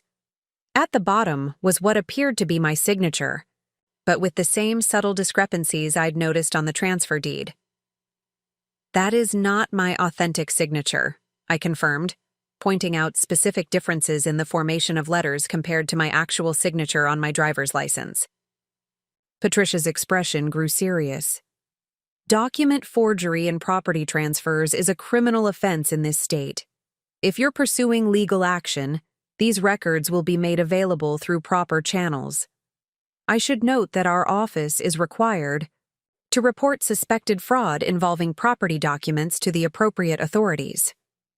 I understand, I replied. My attorney is filing for an emergency injunction today to halt any further action regarding the property while the fraudulent transfer is investigated. She nodded. That's the appropriate first step. I'll flag this file in our system as having a disputed transfer pending legal review. As we left the county building 20 minutes later, James appeared troubled. The involvement of your father's executive assistant acting under formal business authorization significantly escalates the potential legal implications, he observed. This wasn't just an informal family matter. It involved his company credentials and resources, which makes it business fraud as well as personal betrayal. I agreed, the full implications settling heavily. My father built his reputation on being a trusted financial advisor. Using his business infrastructure to facilitate document forgery could have serious professional consequences beyond our family dispute. James nodded gravely. He may not have fully considered those ramifications when he set this plan in motion. Gerald Harrison Financial Group has fiduciary responsibilities to clients that could be called into question if fraudulent document practices were established. The scope of potential consequences was expanding beyond what even I had initially contemplated. What had begun as a family property dispute now potentially threatened my father's professional reputation and business standing, the achievements he valued above almost everything else. This isn't what I wanted, I admitted as we reached our vehicles. I just wanted my property rights respected, not to potentially damage my father's business reputation. James considered this thoughtfully. The consequences aren't of your making, Olivia. They stem directly from the initial decision to pursue fraudulent means rather than honest conversation. You're simply insisting on legal and ethical standards that should have been respected from the beginning. His perspective helped realign my thinking. The growing complications weren't caused by my stand for principle, but by my family's choice to disregard legal boundaries and ethical considerations. What happens now? I asked, not really expecting an answer, but voicing the uncertainty that accompanied this uncharted territory in family relations. That depends largely on how your family responds to the injunction, James replied. They can continue fighting, potentially escalating the legal and professional risks, or they can acknowledge the mistake and work toward legitimate resolution. Based on my lifelong experience with my family's dynamics, I had little optimism about their choosing the path of acknowledgement and resolution. My father especially viewed backing down as a sign of weakness rather than wisdom. I should warn you, I said, feeling a responsibility toward James as he navigated these complicated waters. This situation may create significant tension between you and Vanessa. My family tends to expect absolute loyalty in conflicts, even when their position is demonstrably wrong. He nodded, a flicker of concern crossing his features before being replaced by resolve. I'm aware of the potential complications, but I believe relationships built on mutual respect for ethical principles ultimately prove stronger than those requiring blind allegiance. As I drove back to the beach house, I found myself reflecting on James's words. Throughout my life, I had prioritized maintaining family harmony over asserting my own boundaries, essentially offering the blind allegiance my parents and sister had come to expect. That pattern had cost me not just materially in this property dispute, but emotionally in countless smaller compromises and concessions over the years. The house came into view as I rounded the final curve, its weathered shingles and white trim glowing in the midday sun. Beyond the structure itself, with its carefully restored architectural elements and thoughtfully designed spaces, this property represented something profoundly important. My first significant stand for self-respect within my family system. Whatever challenges lay ahead in the legal proceedings and family conflict, I was discovering a newfound clarity about my own worth. No house, regardless of its beauty or sentimental value, was worth compromising fundamental principles of honesty, and respect. By standing firm on this issue, I wasn't just defending a physical property, I was establishing that my boundaries mattered, my legal rights deserved recognition, and my voice would no longer be silenced by appeals to family harmony. As I parked in the circular driveway, my phone buzzed with an incoming text message. It was from my mother. "Your father and I are coming to the house at 3 p.m. to discuss a resolution. Please be amenable to compromise for the sake of family peace." The familiar pressure to accommodate, to prioritize family peace over personal boundaries, was evident in her phrasing. But this time, it didn't trigger my usual anxiety about potential disapproval. Instead, I felt a calm certainty about maintaining my position. I texted back a simple response. "I'll be here. But to be clear, the only acceptable resolution involves acknowledging the fraudulent transfer and restoring my legal ownership." Setting boundaries didn't require anger or drama, just clarity and consistency. Whatever diplomatic offensive my parents had planned for their afternoon visit, I was prepared to meet it with the same quiet determination that had guided me through my professional achievements. The property dispute had catalyzed a profound shift in how I engaged with my family's expectations. For the first time, I was experiencing the liberation that comes from aligning external actions with internal values, from standing firmly in my own truth regardless of pressure to compromise. At precisely 3 o'clock, my parents' luxury sedan pulled into the driveway. I watched their arrival from the great room windows, noting their deliberate movements as they exited the vehicle, my father straightening his suit jacket, my mother smoothing her perfectly styled hair. They approached the house with the confident bearing of people accustomed to controlling situations through a combination of authority and social finesse. I opened the door before they could knock, determined to establish that this was my home, where they were visitors, not the other way around. "Come in," I said simply, stepping aside to allow them entry. My father's gaze moved critically around the entryway, taking in the changes Vanessa had already implemented as well as the original elements I had preserved. My mother's expression was carefully composed into what I recognized as her conciliation face, the one she employed at charity functions when mediating between competing donor interests. "Olivia, darling," she began, leaning in for her customary air kiss. "Thank you for agreeing to meet. I believe we can resolve this unfortunate misunderstanding if everyone approaches the conversation with flexibility." "This isn't a misunderstanding," I replied calmly, leading them into the great room. "It's a documented case of property fraud that we need to address directly." My father's jaw tightened at my blunt characterization. "Let's dispense with inflammatory terminology. We're here to discuss practical solutions that serve the family's collective interests." "Please, sit," I offered, gesturing to the seating area while deliberately taking the chair that positioned me across from them rather than beside them, a small but significant distinction in body language. My mother settled gracefully onto the sofa, arranging herself with practiced poise. "We've been thinking about this situation from all angles, and we believe we've found an approach that addresses everyone's concerns." "I'm listening," I said neutrally, refusing to offer encouragement or resistance before hearing their proposal. My father took the lead, his tone shifting to what I recognized as his client presentation voice, authoritative with a veneer of reasonableness.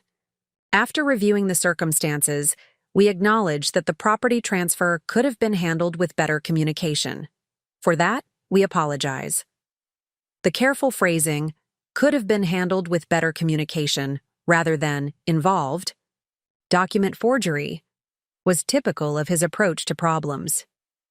Reframe, minimize, then propose a solution that preserved his authority. "In recognition of your financial and personal investment in the property," he continued, "we're prepared to offer you full market value compensation, plus an additional 20% premium. In return, you would withdraw any legal challenges to the trust ownership and support Vanessa's wedding plans." The offer was financially generous, but fundamentally missed the point. They still viewed my legal ownership as a technicality that could be resolved through financial compensation, rather than a principle worth defending. "That's not a viable solution," I replied directly. "This isn't about financial compensation. It's about acknowledging that this property legally belongs to me and was fraudulently transferred without my consent." My mother leaned forward, her expression a practiced blend of concern and appeal. "Olivia, we understand you feel strongly about the technical aspects of ownership, but surely you can appreciate the bigger picture. Vanessa's perfect wedding, the family's social standing, the opportunity to use this beautiful property for its intended purpose as a gathering place." The technical aspects of ownership. "Our actual legal rights," I corrected. "And the property's intended purpose is whatever I, as its legal owner, decide. That's not a technicality. It's the fundamental principle of property ownership." My father's patience visibly thinned. "This intransigence is disappointing, Olivia. I expected a more mature approach from you. The familiar strategy, framing. My boundary setting as immaturity rather than legitimate self-advocacy might have worked in the past. This time, I recognized the manipulation tactic for what it was. I met with Patricia Winters at the county recorder's office this morning," I stated, changing direction. She confirmed that Diane Wilson submitted the fraudulent transfer documents in person, presenting herself as an authorized representative of Harrison Financial Group, with a notarized letter bearing what appears to be my forged signature. The bee color drained slightly from my father's face. My mother's perfectly manicured hand moved to her throat in a gesture of distress. "The county office is required to report suspected document fraud to authorities," I continued calmly. "Additionally, my attorney has already filed for an emergency injunction. The fraudulent transfer will be reversed, Dad. The only question is how much collateral damage occurs in the process." My directness clearly caught them off guard. They had arrived expecting to negotiate from a position of authority, not to be confronted with specific evidence and consequences. "You would really take this to authorities?" my father asked, genuine disbelief in his voice. "Create a potential scandal that could damage the family name and business reputation over a vacation. Property? I didn't create this situation," I reminded him. "I didn't forge documents or misuse business credentials. I'm simply defending my legal rights against fraud that you orchestrated." My mother interjected, her social instincts activating to diffuse the direct confrontation. "Perhaps we need to step back and reconsider our approach. Olivia clearly feels strongly about the principle involved, beyond financial considerations." It was the first acknowledgement, however reluctant, that my position might be based on legitimate principle rather than mere stubbornness or spite. "The simplest solution," I offered, "is to acknowledge the fraudulent transfer and cooperate with restoring legal ownership to me. That would minimize potential legal complications and public exposure." My father's expression remained resistant, but something in his eyes suggested he was recalculating the cost-benefit analysis of continued opposition.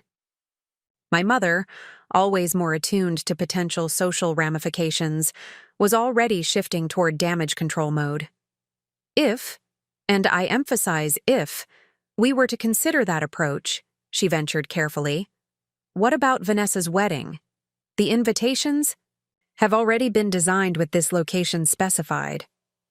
"That would be a separate conversation," I replied.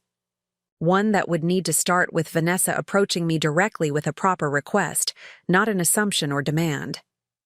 My father studied me with newfound attention, as though seeing something unexpected in my composed demeanor and clear boundaries.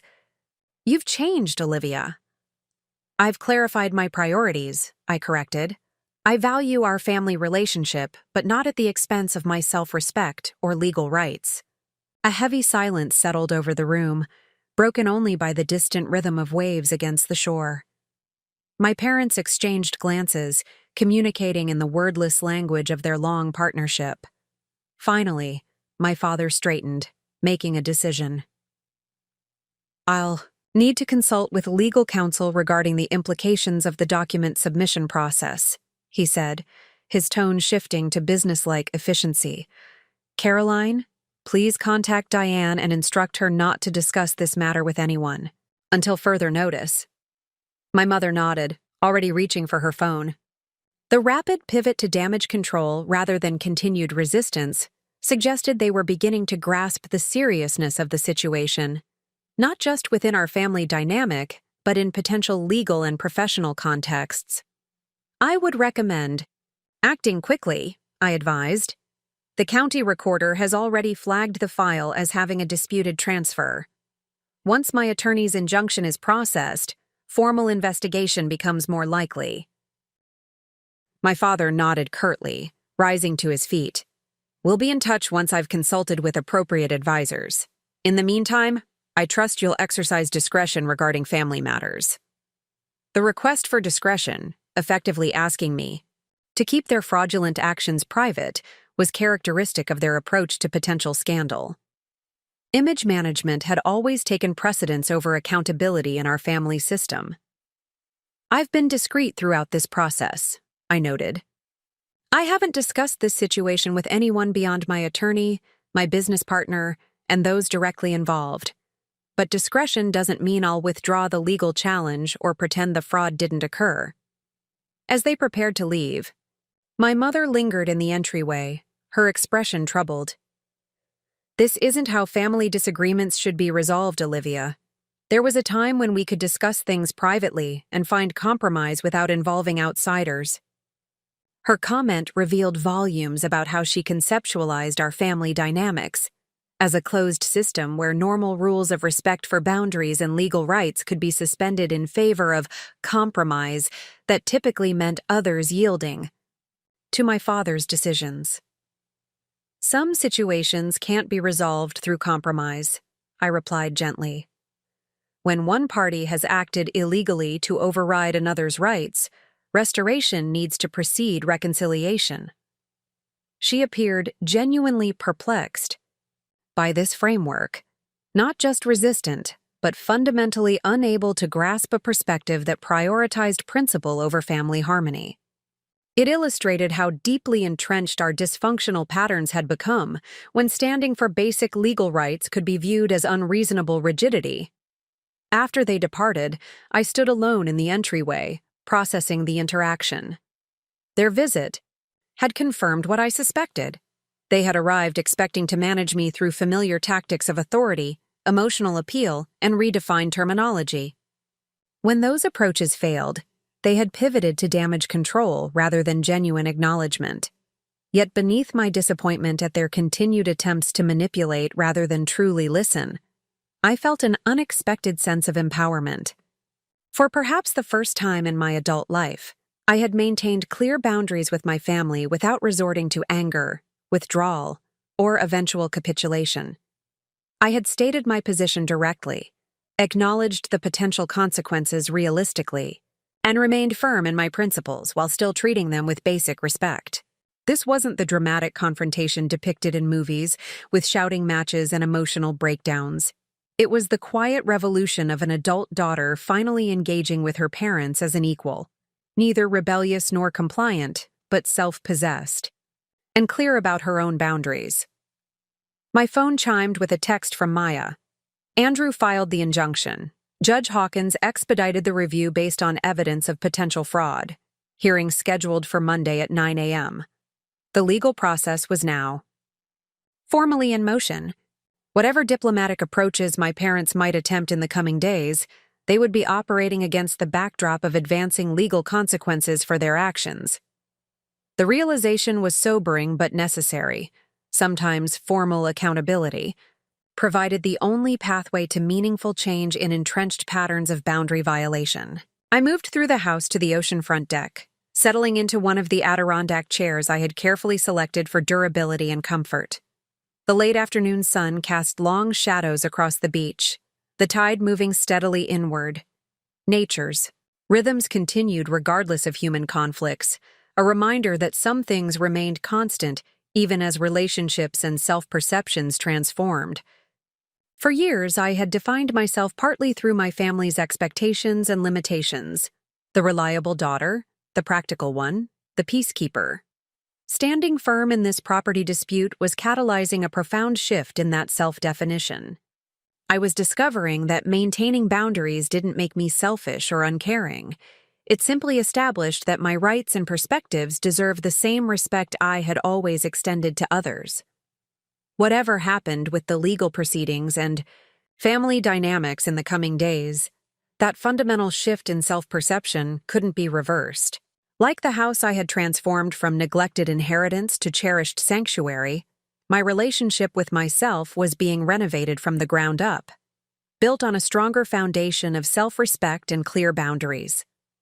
The ocean breeze carried the scent of salt and possibilities, a fitting accompaniment to this moment of quiet revelation. The path ahead remained challenging, but for the first time, I was walking it with full conviction in my own worth. The weekend passed in a strange limbo of legal preparation and emotional processing. Maya returned to the beach house on Saturday morning, bringing files from Andrew Peterson and updates on the emergency injunction. We spent hours organizing documentation and preparing for Monday's hearing, creating a comprehensive timeline of the property's history that left no room for misinterpretation. Andrew's confident about the injunction, Maya reported as we reviewed the legal filings. The evidence of forgery is compelling, and Judge Hawkins has a reputation for taking property rights seriously. I nodded, appreciating her practical focus while my own thoughts kept circling back to the profound shift occurring in my family relationships. Has there been any response from my father's legal team? Nothing formal, Maya replied. Andrew reached out to notify them of the hearing, but they haven't filed any counter documents yet. They might be still determining their strategy. Or, I thought privately, my father might be wrestling with the realization that his actions had created potential legal exposure beyond our family dispute. As a financial advisor with fiduciary responsibilities, document forgery involving his business credentials could have serious professional repercussions. Sunday morning brought an unexpected visitor. I was reviewing design notes for an upcoming commercial project when the doorbell rang. Opening the front door, I found James standing on the porch, his expression serious but not unfriendly. "I hope I'm not intruding," he said. "I wanted to update you on some developments before tomorrow's hearing." I invited him in, noting that he was alone. "Vanessa didn't come with you." A flicker of discomfort crossed his features. "She's processing the situation in her own way. Our perspectives on this matter continue to differ significantly." His diplomatic phrasing suggested relationship strain beyond what he was openly acknowledging. I led him to the kitchen, offering coffee, which he accepted gratefully. "I've been reviewing the documentation from the county recorder's office," he began, setting his briefcase on the counter and extracting a folder. "There's something you should see before the hearing." He opened the folder and carefully removed a document that appeared to be a copy of the fraudulent transfer deed. "Look at the notary stamp on the final page." I examined the page closely, focusing on the notary certification that had authenticated what was purportedly my signature. The stamp belonged to Margaret Kendall Notary Public, with a commission number and expiration date. "The name seems vaguely familiar," I said slowly, "but I can't place it." "Margaret Kendall is your mother's younger sister," James replied quietly. "Your aunt." The revelation hit me with unexpected force. "Aunt Maggie? She's been a notary for years, but she would have known that wasn't my signature. She's known me my entire life." James nodded gravely. "Which makes her involvement in notarizing a forged signature particularly problematic from a legal standpoint. Notaries have specific legal obligations to verify the identity of signatories and witness signatures personally." I sat back, processing this new layer of betrayal. Aunt Maggie had always been somewhat in my mother's shadow, the younger sister, who never quite matched Caroline Harrison's social prominence or confident authority. But she had been a constant presence at family gatherings, sending thoughtful birthday cards and occasionally taking me shopping during my teenage years when my mother was occupied with Vanessa's more demanding social schedule.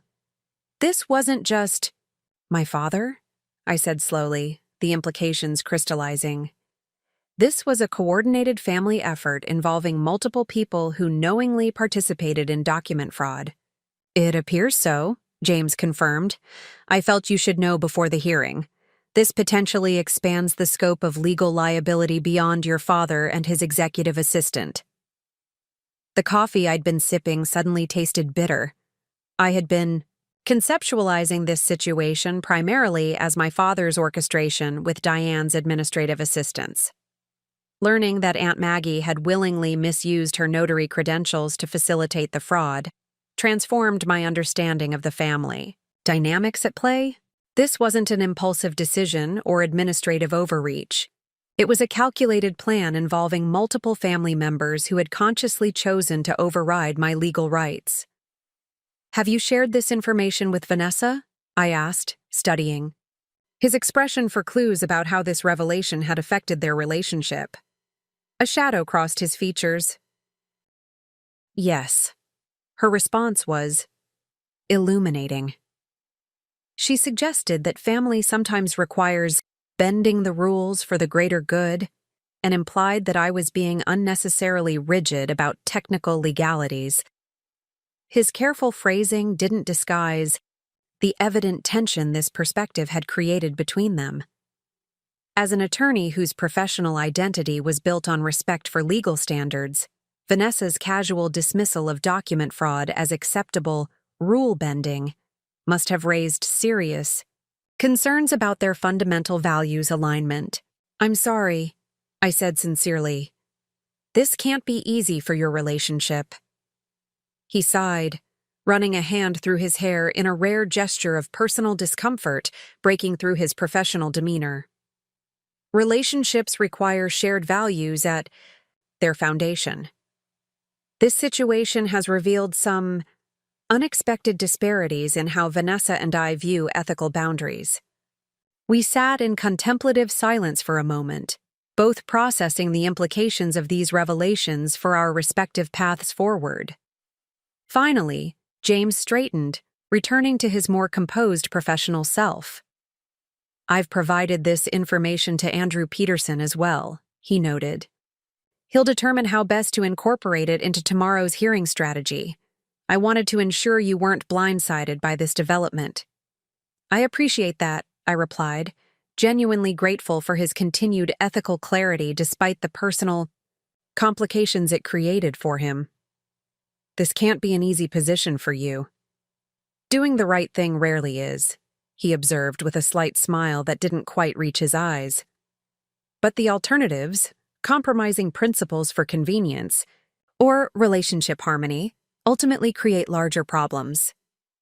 His comment resonated deeply with my own emerging understanding of how my pattern of prioritizing family harmony over personal boundaries had enabled increasingly problematic behavior.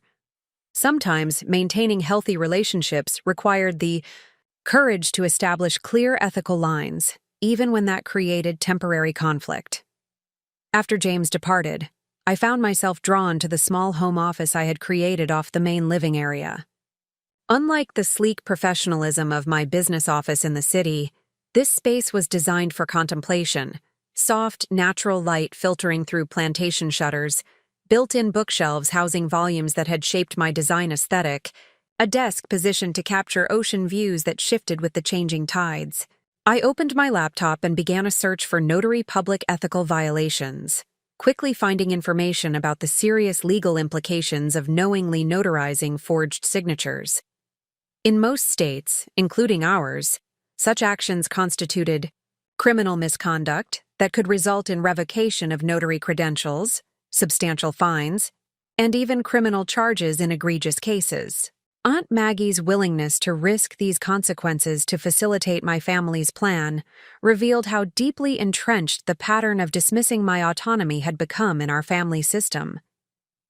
She hadn't simply made an administrative mistake. She had consciously misused her professional credentials to override my legal rights.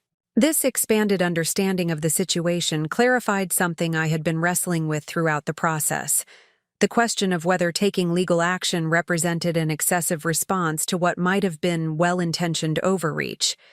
Learning about the coordinated nature of the fraud, involving multiple family members who knowingly violated both legal standards and ethical boundaries, confirmed that formal accountability wasn't just appropriate but necessary for establishing healthier relationship patterns moving forward. My phone buzzed with a text message from an unexpected source: my cousin Elise, Aunt Maggie's daughter, who had always maintained a friendly but distant relationship with our branch of the family. Heard about the beach house situation. Mom. Seems really stressed, but won't explain why. Everything okay with family? The message suggested that while Aunt Maggie had participated in the fraudulent scheme, she hadn't shared the details with her own daughter. I considered how to respond, balancing discretion with honesty. There's a complicated situation involving property ownership that will hopefully be resolved soon. Probably best to ask your mom directly, but know that this isn't about personal relationships. It's about respecting legal boundaries. Elise's response came quickly. That tracks. Our side of the family has always gotten the message that your dad's word is law, and everyone else just falls in line. Hope whatever it is gets sorted without too much drama. Coffee sometime when the dust settles. Her message offered unexpected validation of my perception of the family dynamics. Apparently, the pattern of prioritizing my father's decisions over others' boundaries had been visible even to more distant family members. The suggestion that she viewed this pattern critically, rather than as normal family functioning, provided a welcome reminder that I wasn't being unreasonable in challenging it. Coffee would be great, I replied. This situation is clarifying. A lot about family patterns that probably should have been addressed long ago. As evening approached, Maya joined me on the oceanfront deck, handing me a glass of wine as we watched the sunset paint the horizon in dramatic oranges and purples. Tomorrow's going to be intense, she observed, settling into the adjacent chair. How are you feeling about facing your family in court? I considered the question carefully, wanting to give an honest answer rather than a reflexively positive one. Sad that it's come to this point. Angry that they put me in this position by disregarding my legal rights, but also strangely peaceful about standing firm. Peaceful? She repeated, a question in her tone. For most of my life, I've defined myself partly through accommodating others' expectations, especially my family's. I built my success in areas they didn't value highly so it wouldn't create competition or conflict. I compromised on personal boundaries to maintain harmony. I accepted a role as the reliable, practical daughter who would ultimately yield when pushed hard enough. I paused, watching a seabird dive gracefully into the waves before continuing. Tomorrow represents a definitive break from that pattern. Whatever happens with the legal proceedings, I've established that my boundaries matter, that I won't surrender my legitimate rights to maintain an illusion of family harmony. Maya nodded thoughtfully. That kind of clarity doesn't come easily. Most people spend their entire lives caught in dysfunctional family patterns without ever finding the courage to establish healthy boundaries. I'm not sure I would have found that courage if they hadn't overreached so dramatically, I admitted. Smaller boundary violations are easier to dismiss or rationalize. This was so egregious it couldn't be ignored or reframed. Sometimes the most significant growth comes from situations that force us to confront patterns we've been avoiding, Maya observed. This property dispute isn't just about a house. It's about your family finally having to see you as an autonomous adult with legitimate rights, rather than a subsidiary extension of their plans. Her insight crystallized something I'd been feeling but hadn't fully articulated. Beyond the legal ownership of the beach house, this conflict represented a fundamental renegotiation of my place within the family system, a shift from accommodating daughter to self-respecting adult with clear boundaries. As darkness settled over the ocean, stars gradually emerging in the clear night sky, I felt an unexpected sense of gratitude amid the complicated emotions. This difficult situation was catalyzing necessary growth and clarity that might otherwise have taken decades to achieve, or never emerged at all. Whatever transpired in tomorrow's hearing, I would be approaching it not just as someone defending property rights, but as a woman claiming her full autonomy after years of subtle and not-so-subtle diminishment. The legal battle was just the visible manifestation of a much deeper transformation in how I engaged with both my family and myself. The county courthouse stood imposing against the morning sky, its classical architecture conveying permanence and authority. I arrived 40 minutes early for the 9 a.m. hearing, dressed in a tailored navy suit that projected composed professionalism rather than confrontational energy.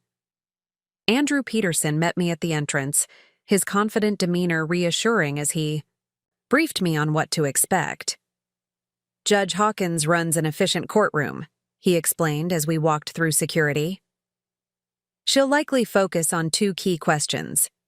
Is there credible evidence of document forgery, and does the situation warrant an emergency injunction while the ownership dispute is fully litigated?" We settled in a quiet consultation room to review our documentation one final time. Andrew had organized everything with meticulous precision: original purchase agreements, mortgage statements, renovation expenses, property tax records, and the county recorder's documentation of the suspicious transfer. The evidence created an irrefutable narrative of legitimate ownership, followed by fraudulent intervention. "Your father's attorney filed a response late yesterday," Andrew noted, opening a folder containing the opposition submission. "They're not directly contesting the forgery allegation, which is telling.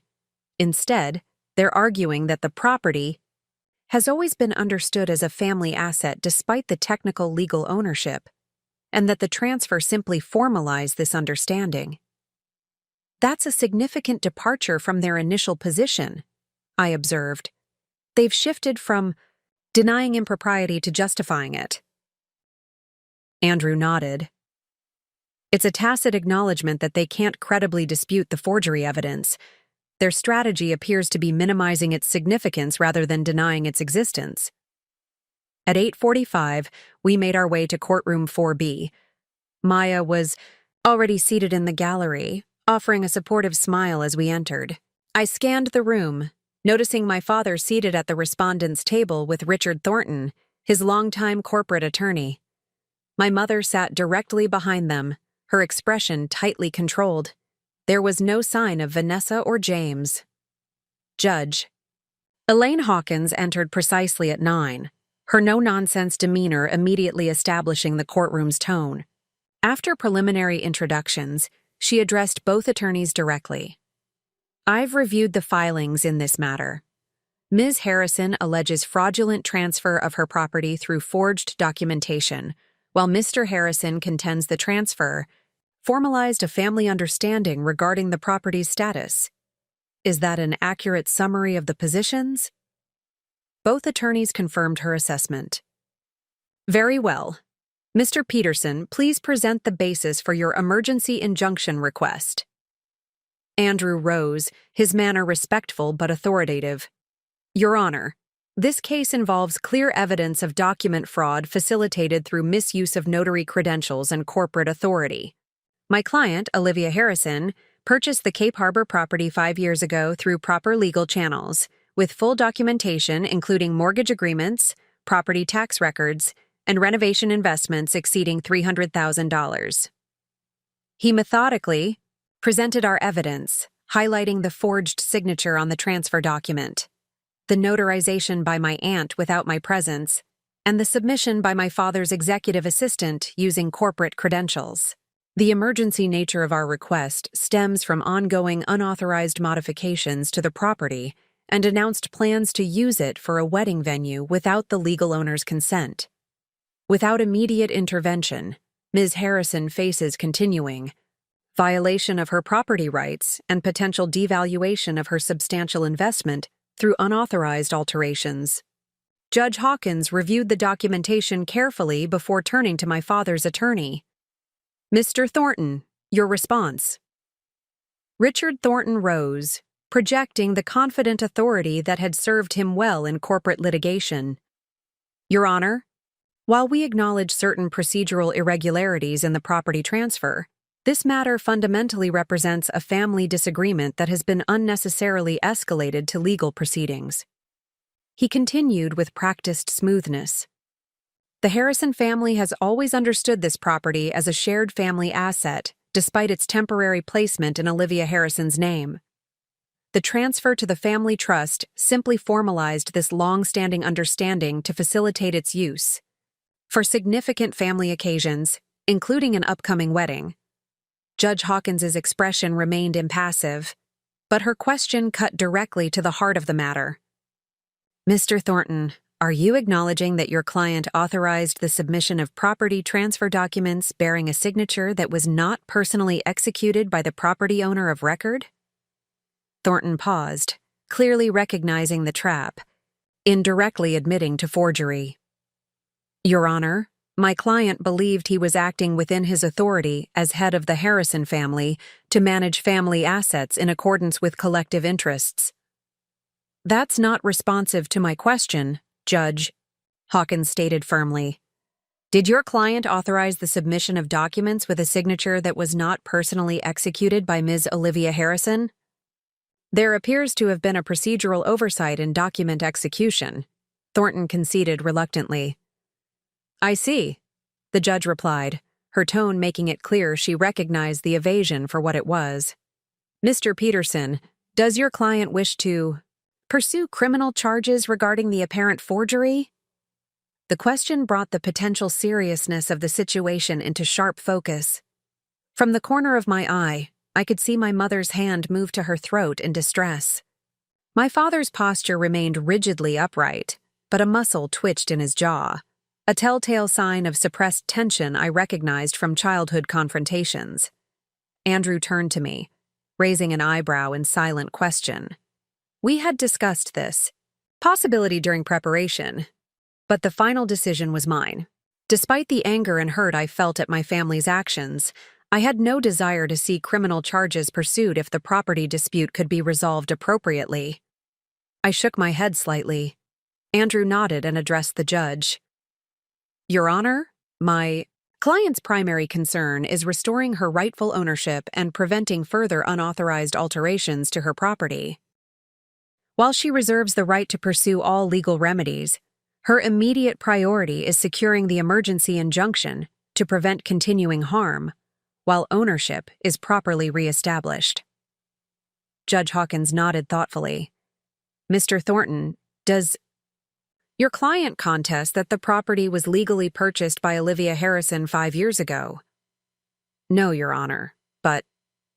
And does your client contest that Ms. Harrison has maintained mortgage payments, property taxes, and insurance coverage throughout this period? No, Your Honor, however. And does your client acknowledge that the purported transfer occurred without Ms. Harrison's direct participation or explicit consent? Thornton hesitated. The family had discussions about the property's optimal use. That's not responsive, Judge Hawkins interrupted firmly. Did Olivia Harrison personally execute the transfer documents? No, Your Honor, Thornton finally conceded. The judge reviewed the documentation once more before looking up decisively. Based on the evidence presented, I am granting the emergency injunction. The property at 127 Harbor View Lane, Cape Harbor, shall remain under the legal control of Olivia Harrison as the owner of record pending full resolution of this matter. No further alterations to the property may occur without her explicit written consent. The purported transfer to the Harrison Family Trust is suspended pending further legal determination. She fixed my father with a direct gaze. Mr. Harrison, I strongly suggest you consult with your attorney regarding the potential legal implications of document submission practices evident in this case. While Ms. Harrison has not pursued criminal charges at this time, the evidence suggests serious improprieties that could have significant consequences beyond this property dispute. With that clear warning, she closed the hearing and moved on to her next case. The entire proceeding had taken less than 45 minutes, but its impact would resonate far beyond the courtroom. As we gathered our materials, I glanced toward my parents. My mother appeared shaken, her carefully maintained composure finally cracking to reveal genuine distress. My father was engaged in intense conversation with Thornton, his expression a mixture of anger and something less familiar. Perhaps the first glimmerings of recognition that his actions had crossed boundaries with potential consequences he hadn't fully anticipated. Andrew touched my elbow gently. "Let's give them space," he suggested quietly. This was an unequivocal legal victory, but family dynamics will need time to recalibrate. We exited the courtroom to find Maya waiting in the hallway. "Congratulations," she said simply, hugging me briefly. "You stood your ground." The victory felt significant but complex, validating of my legal rights, yet sobering in its implications for family relationships. As we walked toward the courthouse exit, I noticed James leaning against a pillar near the main doors, clearly waiting for us. "I wanted to be here," he explained as we approached. "Not to interfere, but to witness this important step." His presence was unexpected, but oddly fitting, a reminder that principled stands sometimes drew support from surprising quarters. "Has Vanessa seen the court documents?" I asked. "Yes," he replied, his expression revealing complex emotions beneath his composed exterior. The evidence of coordinated action involving multiple family members was illuminating for us both. The careful phrasing suggested difficult conversations that had likely forced Vanessa to confront uncomfortable truths about our family's operational patterns. Whether that recognition would lead to meaningful change remained to be seen, but the documented reality of the fraud made continued denial much more difficult. Outside the courthouse, spring sunshine bathed the steps in warm light, a stark contrast to the emotional complexity of the morning's proceedings. Andrew excused himself to return to his office, promising to forward the official injunction documentation once processed. "What happens now?" Maya asked as we descended the courthouse steps. "Legally, the injunction restores my control of the property while invalidating the fraudulent transfer," I explained. "The full ownership case will proceed, but given the evidence and the judge's clear position, my father's attorney will likely advise settling rather than continuing litigation." "I meant with your family," she clarified gently. "That was the more complicated question, one without clear procedures or predictable timelines. That depends on how they respond to this definitive external boundary, whether they can acknowledge what happened and take responsibility, or whether they continue justifying actions that have now been legally recognized as improper." James nodded thoughtfully.